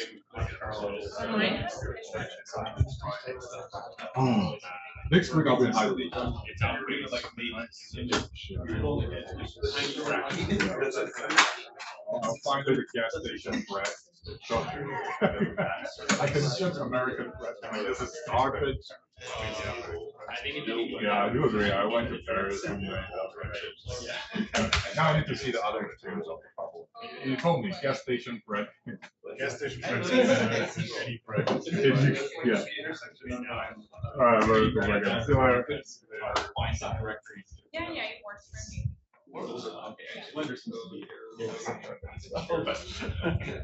I don't know why I recruited Yampe one day. I don't know why I said yes. We're going to It's going well so far. I had never actually done the step of converting between being That- to blend. I think that's the main thing that I think that I need to go bigger because like I can't really find any information on the internet. I need to hack into like source code, like OpenVDB to figure that out. Oh, really? Yeah. So there's like actually almost no. There's one guy did a video. He made like a Python package and one YouTube video. That's all I can find. But now it's like deprecated, so we can't use it. So, okay. Let's look into this. At plus comments, Drummond mentioned that he made the Blender visualization. I was very impressed by it. So I went and talked to him afterwards, and he's like, actually, I don't really know anything about that. But this cool guy wrote like a really nice tutorial about how to do it, so I just followed the tutorial, and he was talking about you. So I know you're the world's leading expert at this very particular intersection. Yeah. Good time to be here. Yes.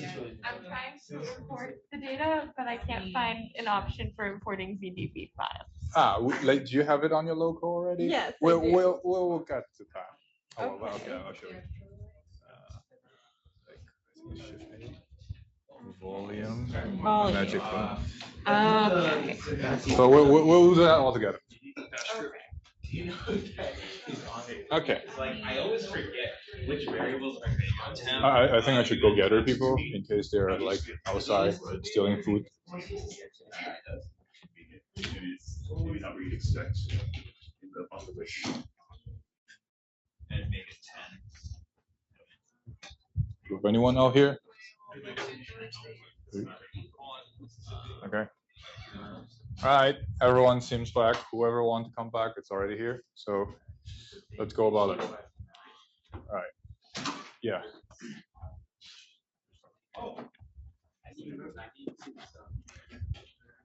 Yeah. So, yeah, hopefully everyone's like get their VDB problem solved. Yeah, now I like was chatting with someone and Chris is like, yeah, this VDB thing. I was looking on Google and all that. I won't call myself a pioneer, but it was basically no information on the internet, so I need to hack into the source code to do that. Anyway, So I was pretty proud of like figuring all this out. But anyway, path is paved. Let's go forward. So once you have the VDB on your local, then let's hop back into Blender and now see how to visualize that and color them. So I'm not going to cover everything in the notes, and you can find me on GitHub if you have a problem later. You want to really, get something sorted. We can talk about it. But we're gonna do a couple exercises in terms of how to interact with volume and how to visualize stuff. Okay.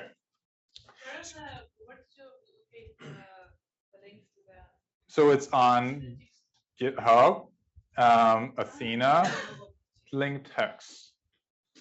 The first one is a multi-level data set that is 1 frame, whereas the second one is a lot of VDB, it's like 10 VDB. They're consecutive time frame, so you can make an animation out of it, but it looks trash. So if you get your VDB, hit Shift A, like go back to Blender, and I'm just gonna center this a little bit. Hit Shift A. So Shift A is a typical command.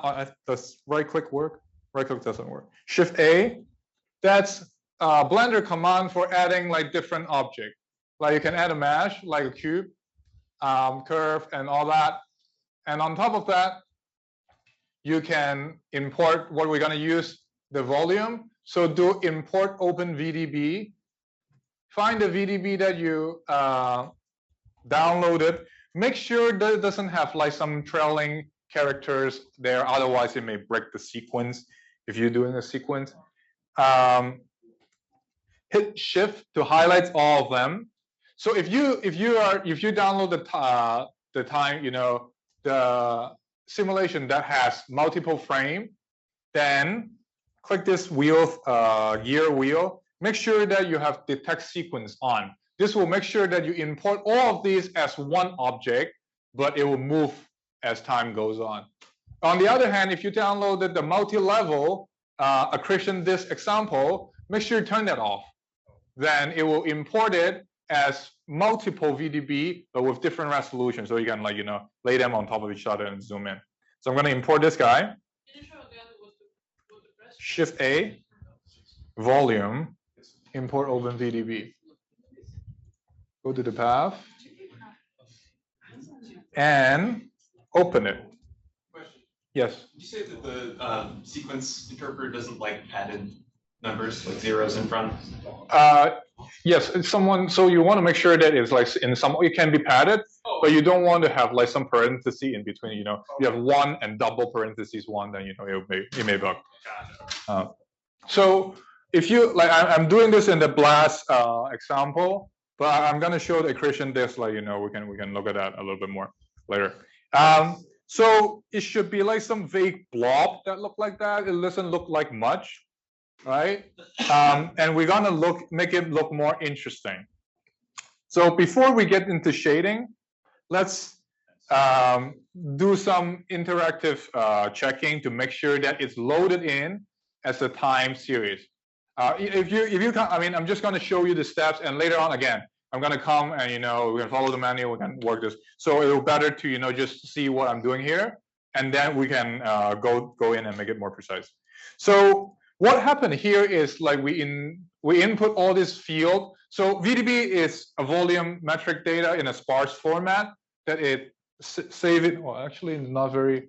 You can see there's like some glob here, but it's not very obvious what's going on.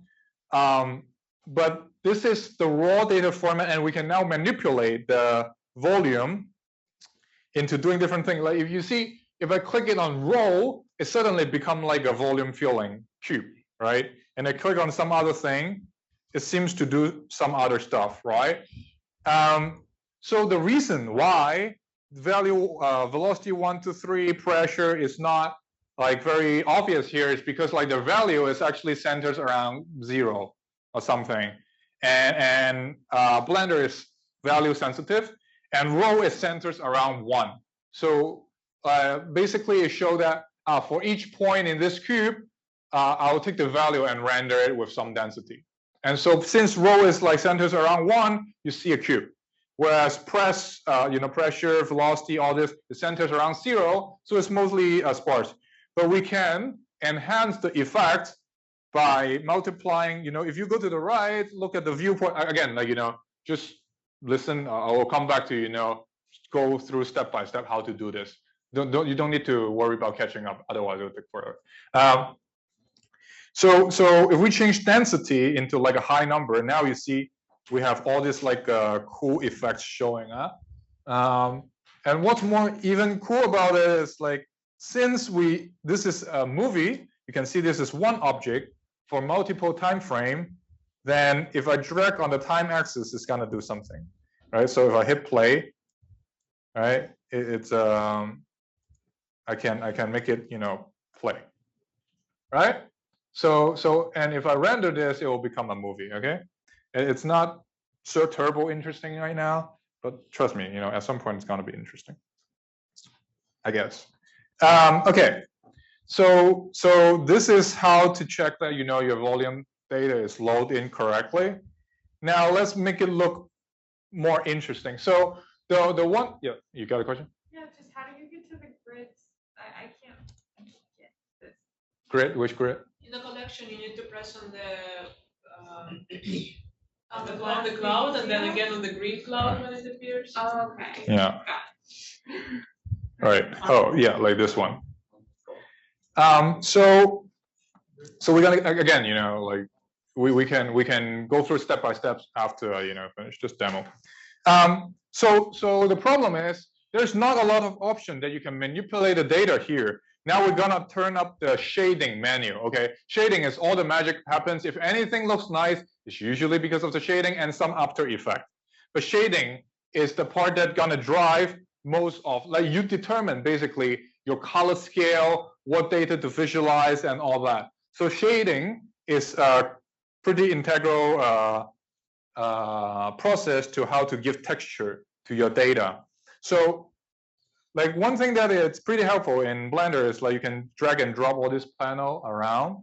And one thing that you can do is to spawn another panel by go to one of these boundary, right click, and split, vertical split or horizontal split. And here I'm going to choose the vertical split, and I get another menu, right? So I can, independent viewport. But what I'm going to do is like I go to one of these top left button, like the menu, choose the shade editor. Again, it's in the menu. Don't worry if you can't follow it out, it's fine. And I'm going to add a new texture, a new material to this thing. All right. So nothing has changed because we're not in, we haven't given any texture, but I'm going to do like a bunch of magic so that you can see what's going on. But I'll explain it step by step afterward. So I'm going to go to shading viewport. Suddenly nothing happens. Okay. There's we want to choose the render engine to be GPU cycle. Again, don't worry. We're going to come back step by step. And attribute. You can probably guess what are these. Attribute, get, let's say, row, and then get a math node, take the fraction, add -1, because density is centered around 1, plug it into emission strength. Something happened, right? Yeah, something happened now, right? And you can see something's moving now. Right? Yeah. So let's try to get this, and later on we'll give it more color. But also let me do one more thing to multiply. Let me give it 100. So make it more bright. Ooh, there we go. Okay. So I'm gonna like rip this out and do it again. Okay. I'm gonna merge. So let's do it like now step by step. So I'm in my volume. So hopefully everyone knows your volume, okay? On the right, you should see the field that you have. In my case, it's rho, pressure, velocity. And to visualize that it's actually working, I changed the density into some high number to just see the effect of, oh God, to see the effect, okay? Then to open another panel, go to the edge, click vertical split. Okay, that will spawn this line here. And then drag out another panels out. Okay? Sorry. Yes. Could you remind us of the command to copy the data from the cluster to our local? Oh, SCP. Oh, sorry. This option. Yeah.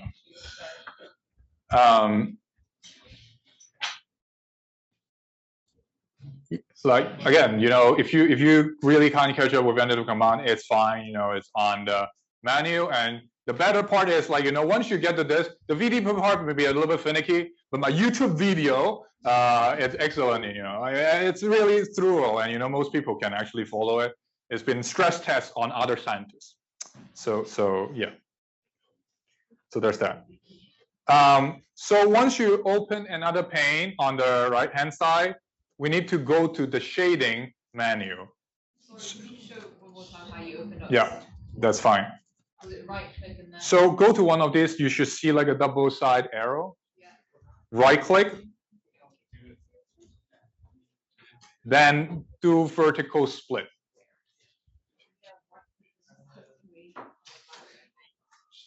You need to right click and you need to let the double side arrow comes out.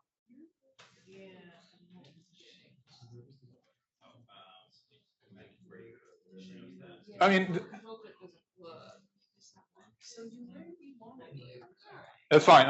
If you go to the top, so this is alternative. If the area splitting doesn't work for you for whatever reason, go to the top shading. You have like this wacky stuff. Just use this one. It's built in. It's a little bit like more stuff around it, but you can just go to shading and go to the top right and press this viewport shading thing. And your object should be still there. See? Then it should work. Yeah? It should be there. Okay, I'm going to go back to my layout. It's just a way to configure your workspace to make it easier. I'm going to like vertical split this guy again. And then if you do this vertical split thing, go to the top left of the window. There's this button, right left to object mode. Get shading editor. Then you should see a blank panel like this. If it doesn't work, again, if it doesn't work for you, go to shading. This is exactly the same. There's a couple more things that I don't like around here, but that's okay. It's exactly the same. You just need to, when it comes in, it's going to look something like this. Go to the top right, click shading like this sphere thing. Okay, exactly the same. All right, cool. Question? Good. So once we're in this mode, we need to okay, I need to kill this guy. So you should see something like this. There's like a new button here. Click like select the object, select your cube first, then press new, and you should see two menu like this. Huh? Yeah, just scroll. Yeah, just scroll. Okay. So this, let's look at this guy for a little bit. So principal volume is basically controlling whatever. This is kind of like programming. You're controlling whatever attribute that goes into the volume. So density is currently 1. I'm gonna change this guy. So you won't see the effects like this because we haven't changed some rendering things on here. But I'm going to explain this a little bit more. So this basically control whatever value, how this volume is being rendered. Like for example, if I change the density attribute into row and I change it to 1000, you see it'll basically say use row in this volume data as your density attribute and multiply that by 1000. If make it a constant, you know, then it's a cube. Right, and same things go for absorption, emission, and temperature and stuff. Okay, so try to put row the density attribute here and hit it 1000. you should not see this. You should see nothing yet. So once you change that, go to the right side of your panel. Like right side of the panel, there's this little camera thing called render. Click on render. And then you should have it on EV. Or this is what you're seeing, right? There's EV. So on the right side, there's this render camera thing. Click on camera, like this render thing. In render engine, we're gonna change it to cycle, from EV to cycle. And if you have GPU, use GPU. If you don't have GPU, your computer will be loud. But then you should see some effects like this. Yes? Sorry, I've not seen a new button to get these two menus to pop up. Say again? The button to get the two menus to pop up, I've not seen a new. Oh, so it's on top, like a new. On the shading? Wait, which new? This one, the material? The shading, there's no new button when I open up the shading. Maybe you already created it? Wait, are you on the thing where you opened it from top? Oh, there's a new. There's new. Oh, you already made material. If you cross it out, you already made it. You click it once. If you cross it out, then there's new. Okay.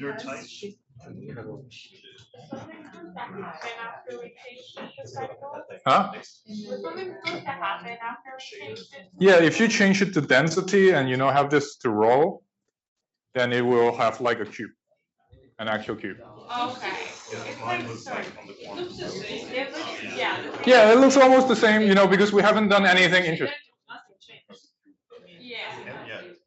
That's also, it looks very much like it. But did you do this roll thing? Yeah. Yes. Ah. I made it 100, not 1,000. I can try making it 1,000. Yeah. Because like if the density is actually 0, it's gonna look like this. It's not gonna have anything. Wait, I can solve this, but let me just like go through the demo. Yeah, like it's that's why I make the YouTube video. It's better, you take it step by step. It's like it's very hard to. Anyway, I can help. Don't worry about it. So it's more important to get a concept instead of get down to the detail. I'll help you get the detail. Don't worry, we'll get there eventually. So for the people who like, if it doesn't work for you right now, you can also look over other shoulder to see how it works in fact. Okay, so you have this principal volume of this roll and density, but this is not very interesting because this is basically constant density over the board. So what I did before, it was like, again, if you want to add something, the command is Shift A. Same thing for shading, Shift A. I want to add something called attribute. It's gonna like from here, it's gonna go like Insano style. It's like, oh, how do I remember all this command? You don't have to. There's like the note and the YouTube video and stuff like that.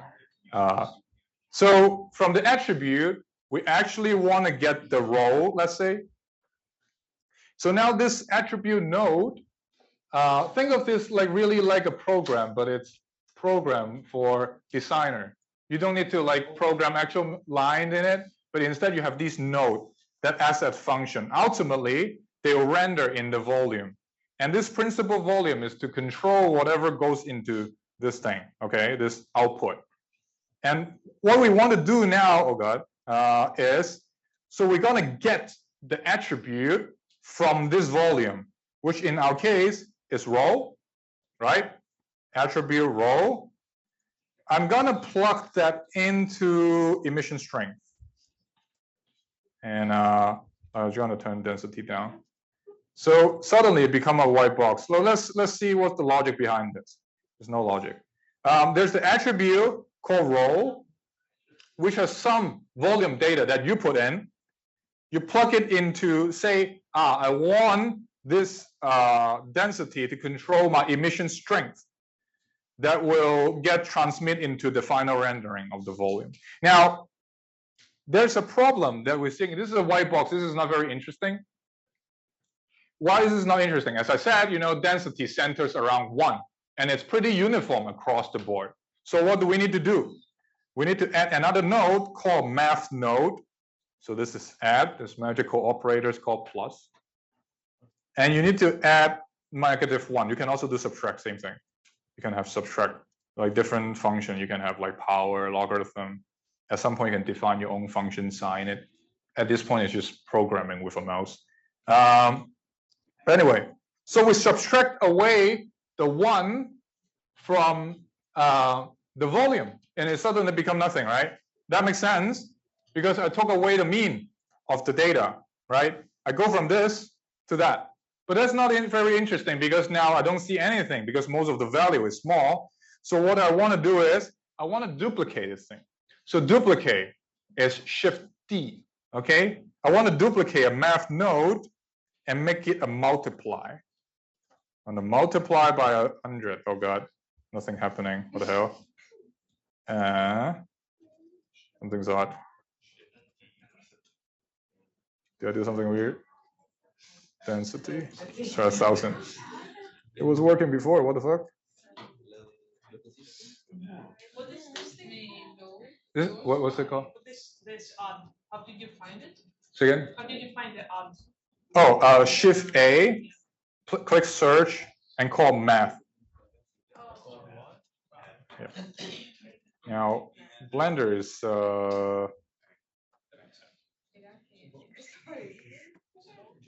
let's see. Something's weird. Something's not working. I know why. Yep, time. So it was not working because I was on the first time frame. It was uniform 1, so it's everywhere 0. But if I go to a later time, then there's something. Okay, so let's see what I did there. Yeah, like you were saying that, nothing happens, nothing changed.Maybe try go to a later time step. Like you see, if I was in an earlier time step, it was like basically nothing. I don't know. It's like it's 1. It's no, nothing changes. I think. We'll get to that. Yeah. Okay, so let's look at the logic here. So there is the density field now. We're taking the density, subtract 1 from it, otherwise it blows up, multiply by 100, plug it into emission strength, render it. Okay? And then now you have this like animation stuff. Can I just ask, Yeah. how do you change the emission color? Because I'm not seeing anything. But We'll change the emission color. Say again? Because my emission color by default is like gray or something, so it's like similar to the background. I think maybe that's why I'm not seeing it. Maybe you can change the multiply value to be bigger. Okay. I mean, okay. So let's everyone. I think at this point, this is shading. I'll give people what's time. Let's spend 15 minutes on this and I'll go around, help solve your problem, and let's try to get this going for everyone. And then we'll learn how to color it and render it. Then we're good. Cool? Okay. I'm gonna go problem solve. The whole tree. Let me.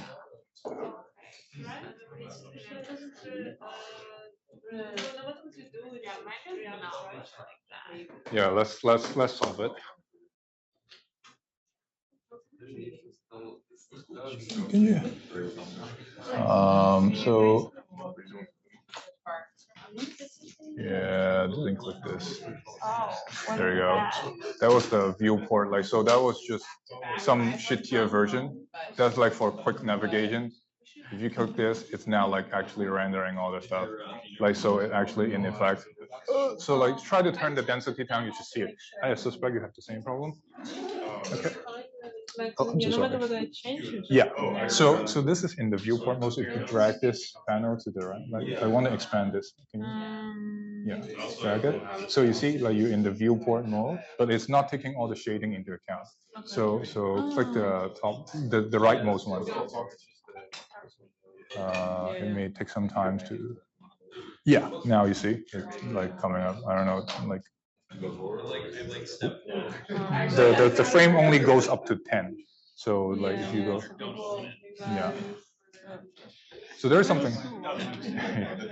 If you expand so density is really compute heavy. So if you go to the right, turn down the density, go to 0. There you go. Oh. Why is it green? Oh, because you changed the green color. I see. Cool. Anyone having problem that nothing changes? Yeah, well, I'm not sure. Oh, well, 'cause, this like, one is working. Yeah, because when I change like some of the numbers, then like it looks like.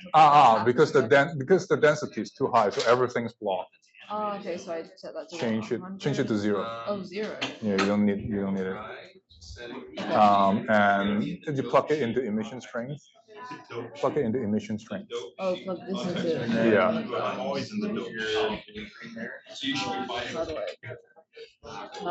Oh wow. Oh. Yeah. Just pull it out. Pull it out. Oh, Yeah. okay. Huh. Okay. Is it like a different simulation? I don't think so. Oh, maybe it's like a later time step. Oh yeah. You also change the want, time step. yeah, you also want like if there's GPU, maybe click it. Yeah, GPU is better. Okay. So it's like run faster and all that. Okay, cool. But yeah. Okay, so that's fine now. Thank you. So nothing changed here. Expand this panel. Try to click on this number. So like currently you're in the viewport mode that doesn't take into any shading information account. Click the top right. Yeah. So something's happening, but like it goes away. But like now we want to go back to the shading. So go scroll right. Take away the density. 0. Yeah. Zoom in. Is it inside? So can you click on the volume? Where's the volume? No, it's fine. Can you zoom in? Maybe it's inside. No. What? Okay, can you do it?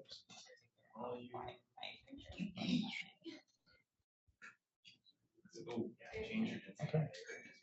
Zoom out maybe. Can you zoom out? I can't zoom out really. Let's see. Roll at, well, we can test that. Change this to. Oh wow! What the fuck? Oh, it's typo. Okay, this is weird. Okay, I need to like do some experiments. So there is things. What's the time step you're in now? You play just for this. Oh, okay. I see. This file, like the original one, is uniform, I think.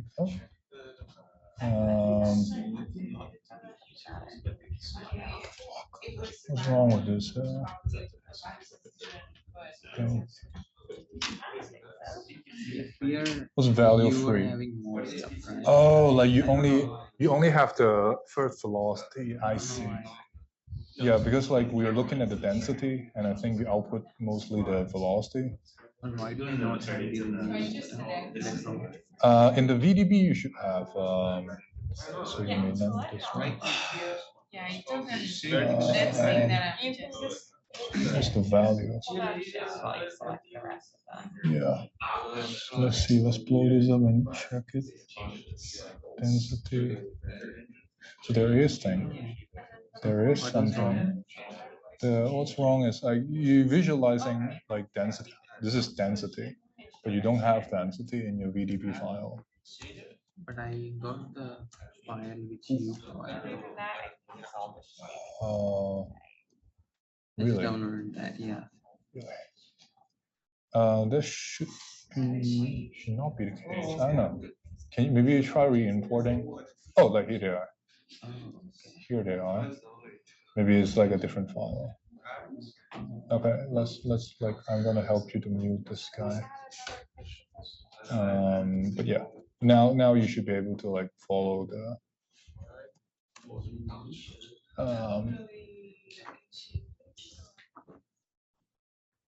Well, yeah, I think it's some things went awry during the import. I don't know exactly,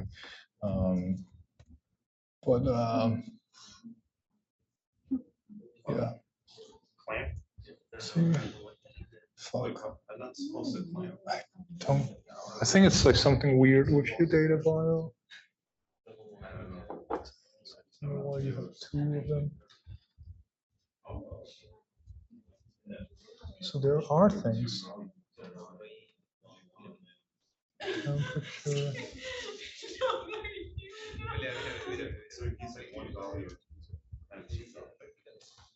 Well, oh, there you go. Yeah, it's just like somehow you're looking at the wrong file. So this one is the right one and it has row.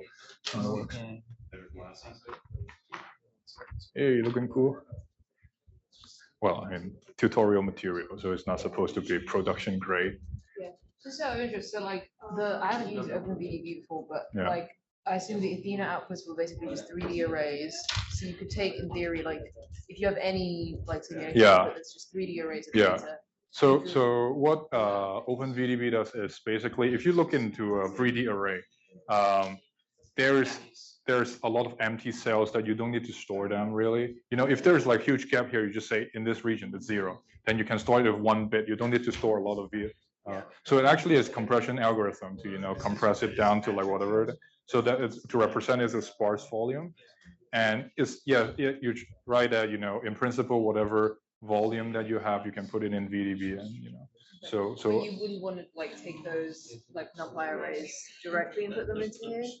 Yeah, like because like then it's dense, right? Because the NumPy array will be dense. Like dealing with one resolution, like 1028 is 128 is fine, but I used to work with data that is like 2048, and one frame is 8 GB. So that will create additional hurdles on data transfer and all that. Okay, but like any simulation outputs that are just like just array data can be fed into OpenVDB. Right. And then put into this. Yes. Cool. Anyone get questions? Oh, getting the time slider thing. Oh, Yeah, I pulled it in there. Level 7. Which options? Okay, so I've been trying to get into. And I mean, like, so I think like you accidentally merged something, but wait, not timeline. Maybe it's the I have no idea, but you have to like follow. I don't remember which one is it, but like it's one of these. But other than that, Timeline should be fine. Timeline should be fine. Yeah, that looks reasonable. And I'm not like getting. Cycle.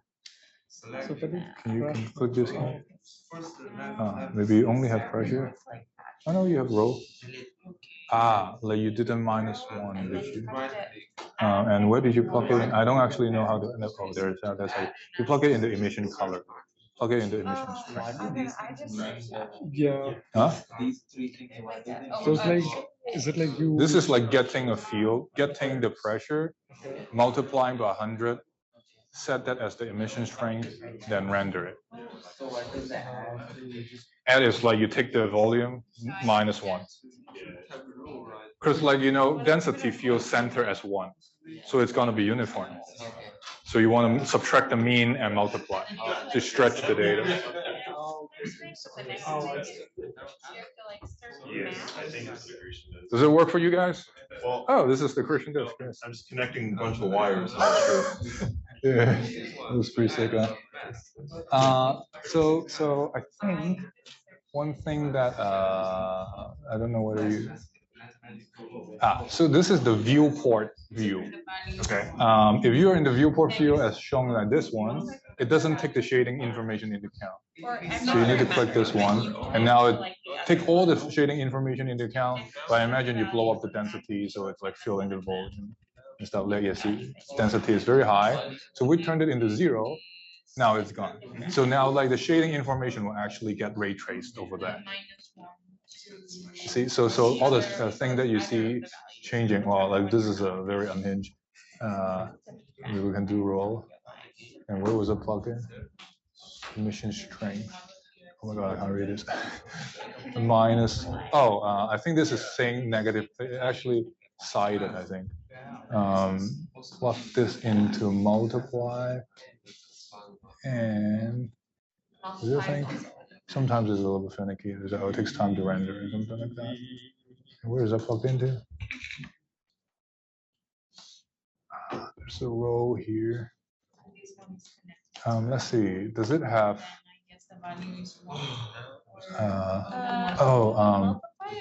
This one I don't remember whether you need to. -1 or something. Let's see. Fuck. That's a lot.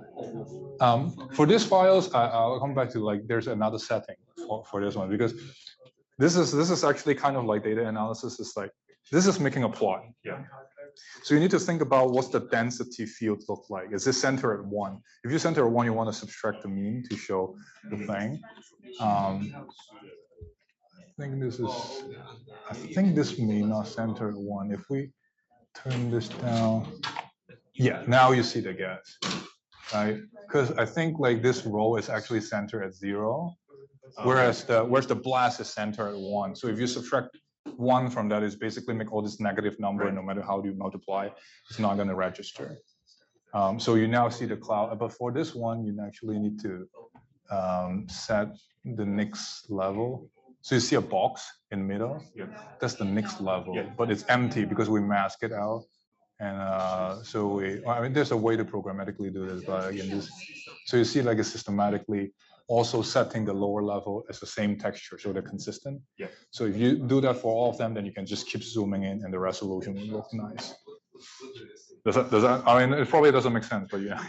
It's you should set all of these to. Yeah, there's a programmatic way. So if you zoom in now, zoom into the very center. It takes time to move and all that, but yeah, it keeps zooming in. We can center it a little bit. There's probably like some box. Yeah, see like a weird box. Yeah. That's because when I created data, I mask out the different resolution because this is a mesh refinement thing. Oh, so he got it. So if you turn on the field and all that, basically it's like a box with a hollow center, and you fill in the center box with a higher resolution and higher and higher and higher, so you don't blow up the memory. Okay, so I should do this for yeah, for everything. Then you should like once you do this, let go. You should see that may need some time to render or something, or maybe also need to go to the lowest level. But the box should be filled at some point by some meaningful stuff. That I think you got it at some point, right? I didn't.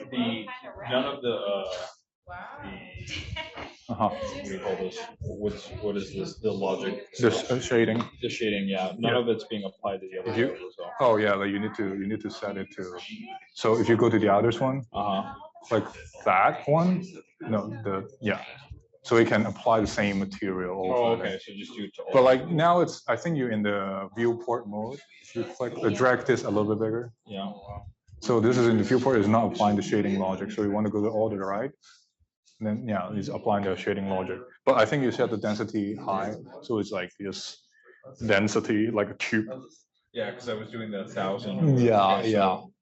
So you have row value 1. Yeah. Subtract or. I think this one like so this is a data file that the data is actually not centered at 1, so you don't need to. Yeah, you don't need it. Josie. Yeah. I'm gonna highlight that. Okay. Yeah. Okay. Do I need to multiply? I think having a multiply is basically controlling the value. How bright you want it to be. So it's good to have. But I think the density here is high, so you want to take away. Like if you go there, look at the density. Yeah, it's high density. So you take away. Change it to 0. Okay. Yeah. It's pretty. Yeah. So with so there's tricks to like because like at the very out resolution is actually very diffuse, but you can see some structure. If you go to lower level, you can see a box, right? That's what I mean. Can you go rotate to see the box? Can you rotate? Yeah. Can you guys you see the box? That's like you can see the spiral structure in the outer level, and the box is basically because the lower level does not have the shading information yet. And this is like adaptive mesh refinement. You have like progressively high resolution, so that you see like the smaller and smaller box. You basically want to use the same material for everything, such that it will be consistent. And the way to do that was just the slot. Yeah. So where does the script account for the different measure funding? Oh, this one doesn't have it. I think it's in another one, like Athena Rid Disk or something. Rid Disk multi-level. I see. Yeah.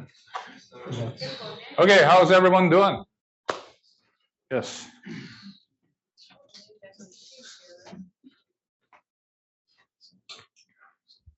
I should charge Yang Fei for more money. This one. So yes. I got the data and I have to select here some different outputs. But I did that but in the cube, I think. So we copy. Oh, wait, say it again. We have to.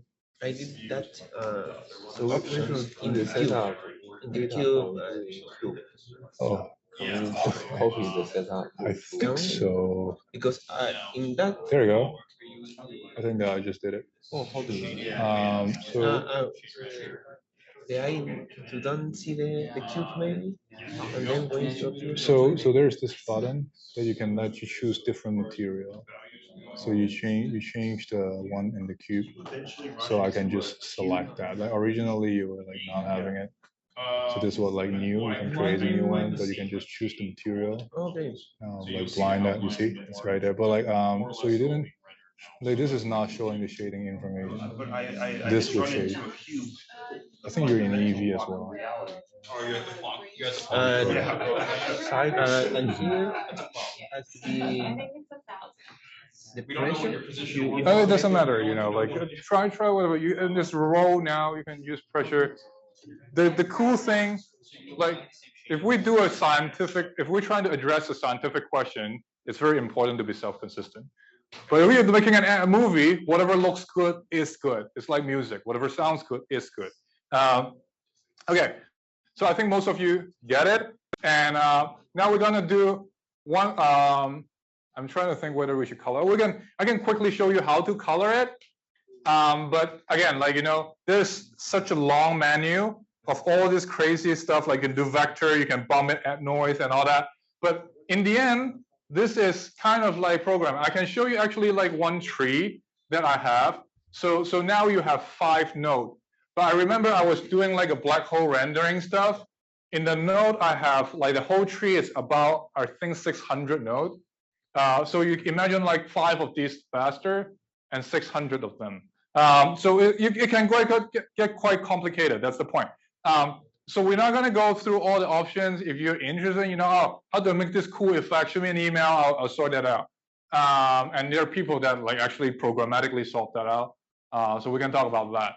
But I'm just going to show you how to get the color down, so you may be able to like color it. But like we may not do the exercise together. It's in the nodes. The Illustris TNG one, and then let's make a picture out of them. Okay.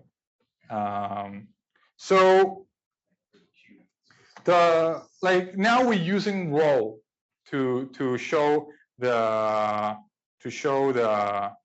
field, right? What I can do is to use other information as well. So I'm going to duplicate this attribute node. Okay, let's call it file1. All right. Huh?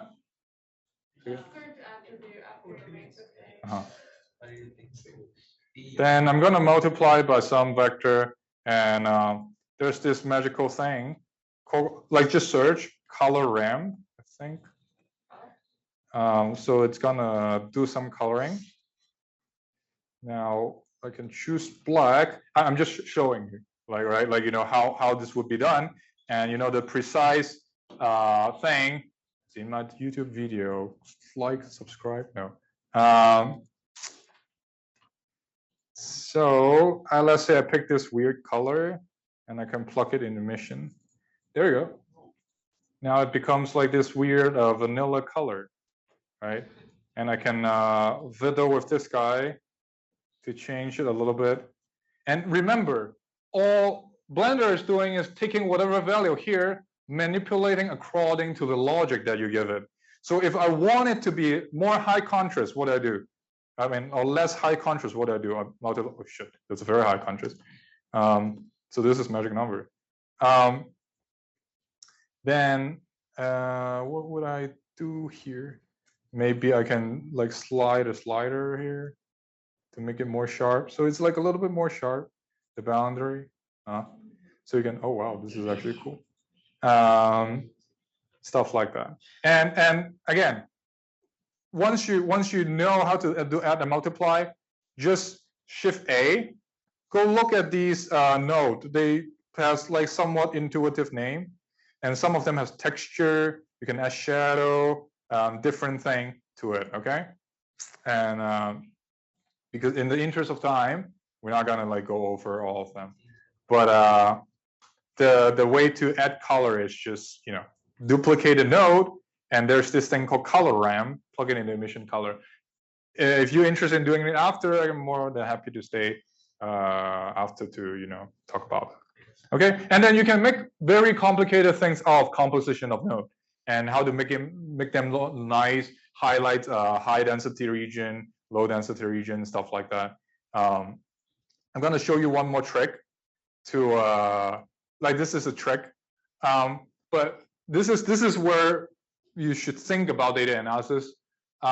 So someone was asking me, how do you select a certain region earlier? So the way to do this is like, think about this, right? I have some density field that is controlling my emission strength. So if I want to highlight the high density region, what should I do?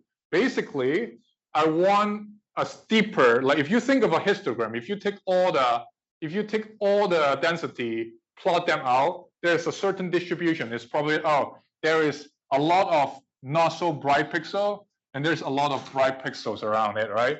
And we want to make that distribution sharper. So how do I do it? I can take a power, let's put it here. And, oh, Jesus. Right? Ooh, right? So what is the power doing here? Right? Like, think about it. I take the row, subtract the mean so that I have like a non-trivial field, right? Then now I exponentiate it. I take whatever value, if I go take that to a power, the bright numbers get brighter. Like if it is a positive power, the bright number will get brighter, right? So you highlight the high density region. On the other hand, if it is like an exponent that is smaller than 1, the low value, because you can tilt the shape and all that. So you're gonna make it more uniform, and at some point it went wild. Okay, so exponent is a good way to control the contrast. If you like take picture, it's way to control the contrast.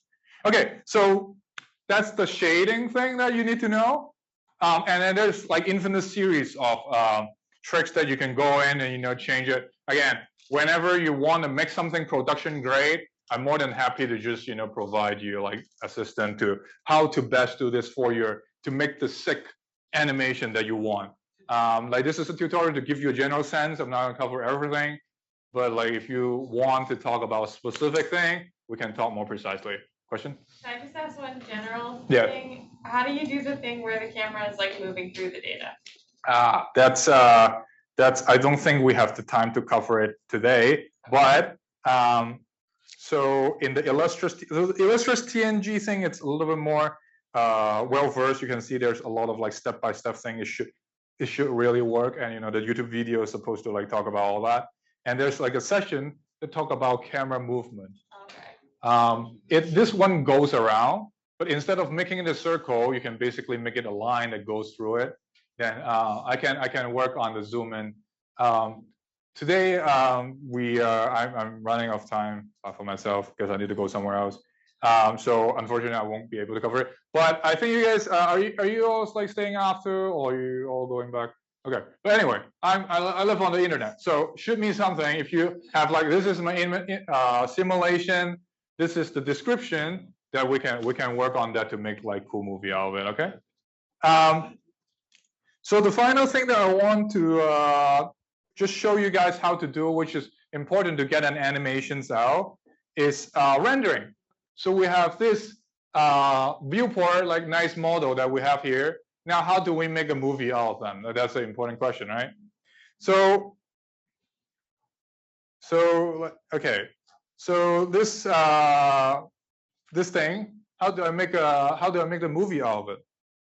So the control, it's gonna be in, I think, it's in output. So if you go to the right side on the tab, to the right side of the tab, okay, there's like all these. Go to the one that looks like a picture or like a printer, printing our picture, called output. Okay, click on that. And then go to the output tab over here. Click on somewhere that you wanna, like click on the files here, folder here. Choose somewhere that you wanna render your frame. For me, doesn't matter. So here. Okay, so I choose my path, okay, by this. And in the file format, I think it's PNG. Don't choose like there's like movie. You will be tempted to do FFmpeg. But the problem with like rendering it directly a video is like if anywhere in the middle you kill the process, all the process will be lost. So you don't want that. Click PNG. Compression doesn't matter, you know, all this like make it like slightly nicer. And do I need to click anything? Let me just make sure that I'm doing it right. I think that's it. I think that's it. Okay. So once you have all this, yeah, I think that's right. Then go to render. You're like now, if you make sure that you get around to click this Forsaken button called render animation, then you should see something. Oh my God, what's going on? Nothing happening. Oh, because of my camera, probably. See, where's my camera pointing? Oh, there's something. Let's see. Ooh, ooh, ooh.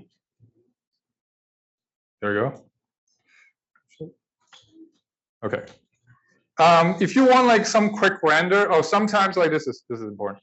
Sometimes you don't want full render because it will take a lot of time. If you want to render a 4K image, basically for each pixel you need to ray trace through the whole model to make sure it's like. So if you want like just a quick pass, you can change the percentage. You can reduce the size of the image. So okay, I want 10% of the final render, so it render much faster. And then, well, actually, let's do one frame. Oh, one frame is like basically immediate, right? Okay, that's fast. Now I can do render animation. So you see, it's like doing frame by frame, shifting over the frame. This is 10% of the output. And doing frame by frame animation. Okay, so I finished rendering like this toy version of it. Let's go see, where is it? Where did I put it? Jesus. Work tutorial maybe. Oh no, there's another tutorial. Simulation maybe. No. Blender tutorial. Cena. So you can see all this tiny PNG here, right? Well, it doesn't have to be tiny. I just choose the size to be small such that we can render quickly. So for your problem now, because we were all doing it on laptop and we have limited time, do it a small number. But if you like later on want to like leave it for a while to render, we can do this as well. Then it will. Oh God. Oh. Then it will render like a bigger version. But you see, because there's more pixel, it will take longer to render each frame, right? So we're not going to suffer over that. We're just going to like render a small version and combine them. Okay.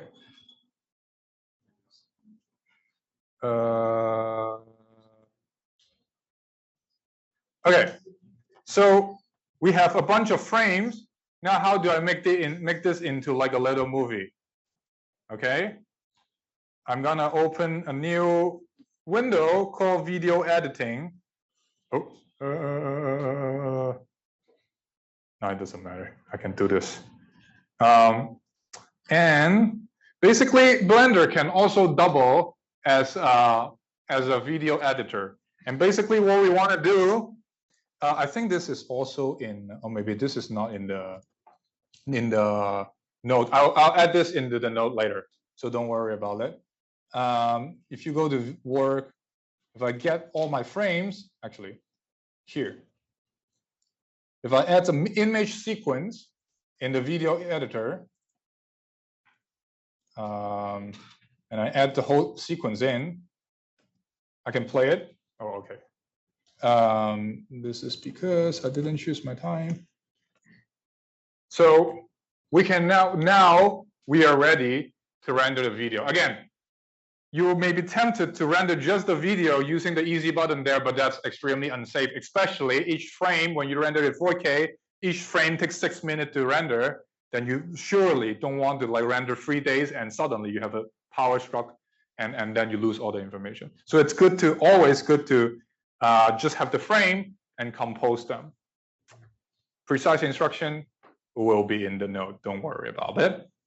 And now we can finally render the actual video. Athena, whatever, FFmpeg. And I think if I do render animation, there you go.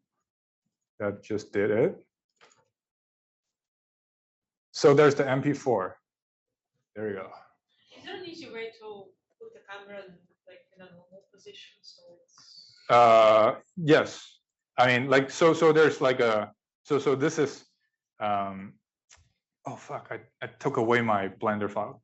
But yeah, putting the camera in a better, well, camera movement, depending on how complicated you want. There's like very advanced tutorial that you can let you move. There's a way that lets you move like a video game or something like that. So I would say if it's like a static shot, if it is a static shot, I would just like, go to the frame that you want, like the angle that you like to put the camera at where you're at, which is control alternate. How was it? Control option 0. You can also just hit the camera button on the side. Yeah. Yeah. Actually, very slow. That's fine. No worries. But like camera movement itself can be a lot. So the first thing is just static shot. You can center camera whatever you want. But then the next thing is how to move it, and that like on a linear path or a circle, that I have it in the note. And more complicated camera movement, I experiment on it. I didn't make it so smooth at the end. But yeah, that itself can be very complicated. But anyway, so this tutorial really, hopefully, to a degree, scare you away from Blender. It's like, doing science pretty good. Blender, it's like a lot of suffering.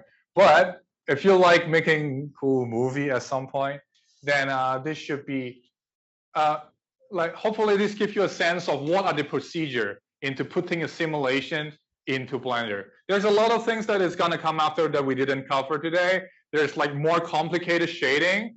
There's like composite modeling, After Effects, camera movement, nonlinear time wrapping. I can go on and on. Those are not in the tutorial, but like if you want to, like, if you put your simulations in and just quickly get a sense, then we can go from there to see what's the best way to tell the story about your simulation. And I'm more than happy to just continue chatting, because there's no way that I'm getting you a 4K high-res simulation today. It's not happening. But if people like down the road want to visualize simulation, hit me up. I can do that. Question?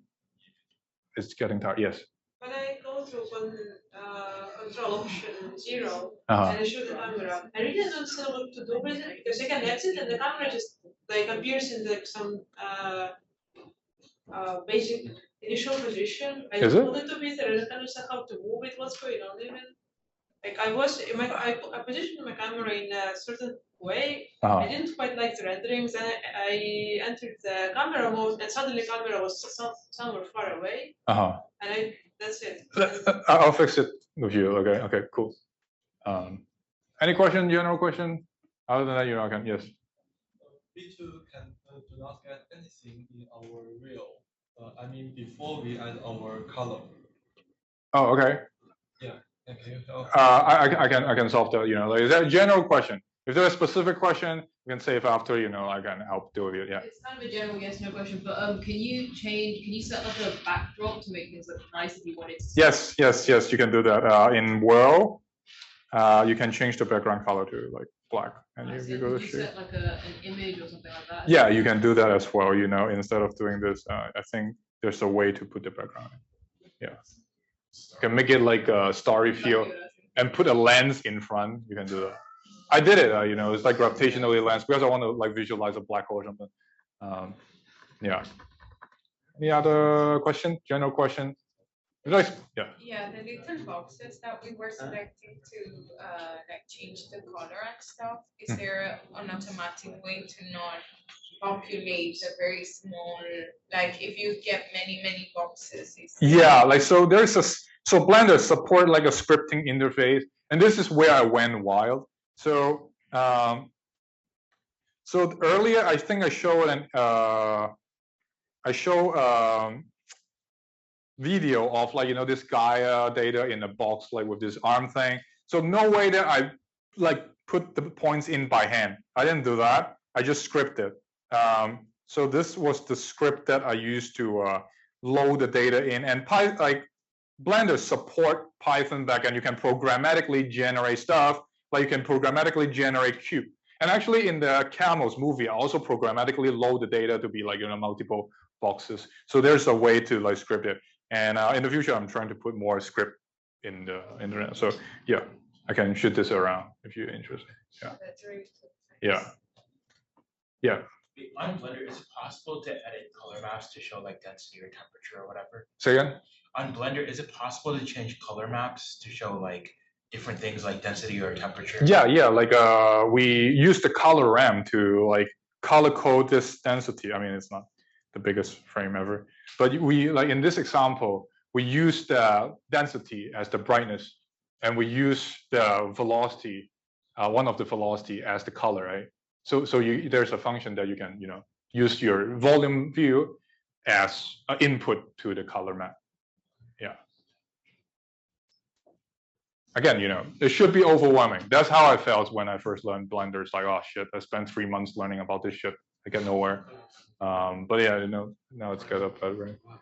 Any other general questions?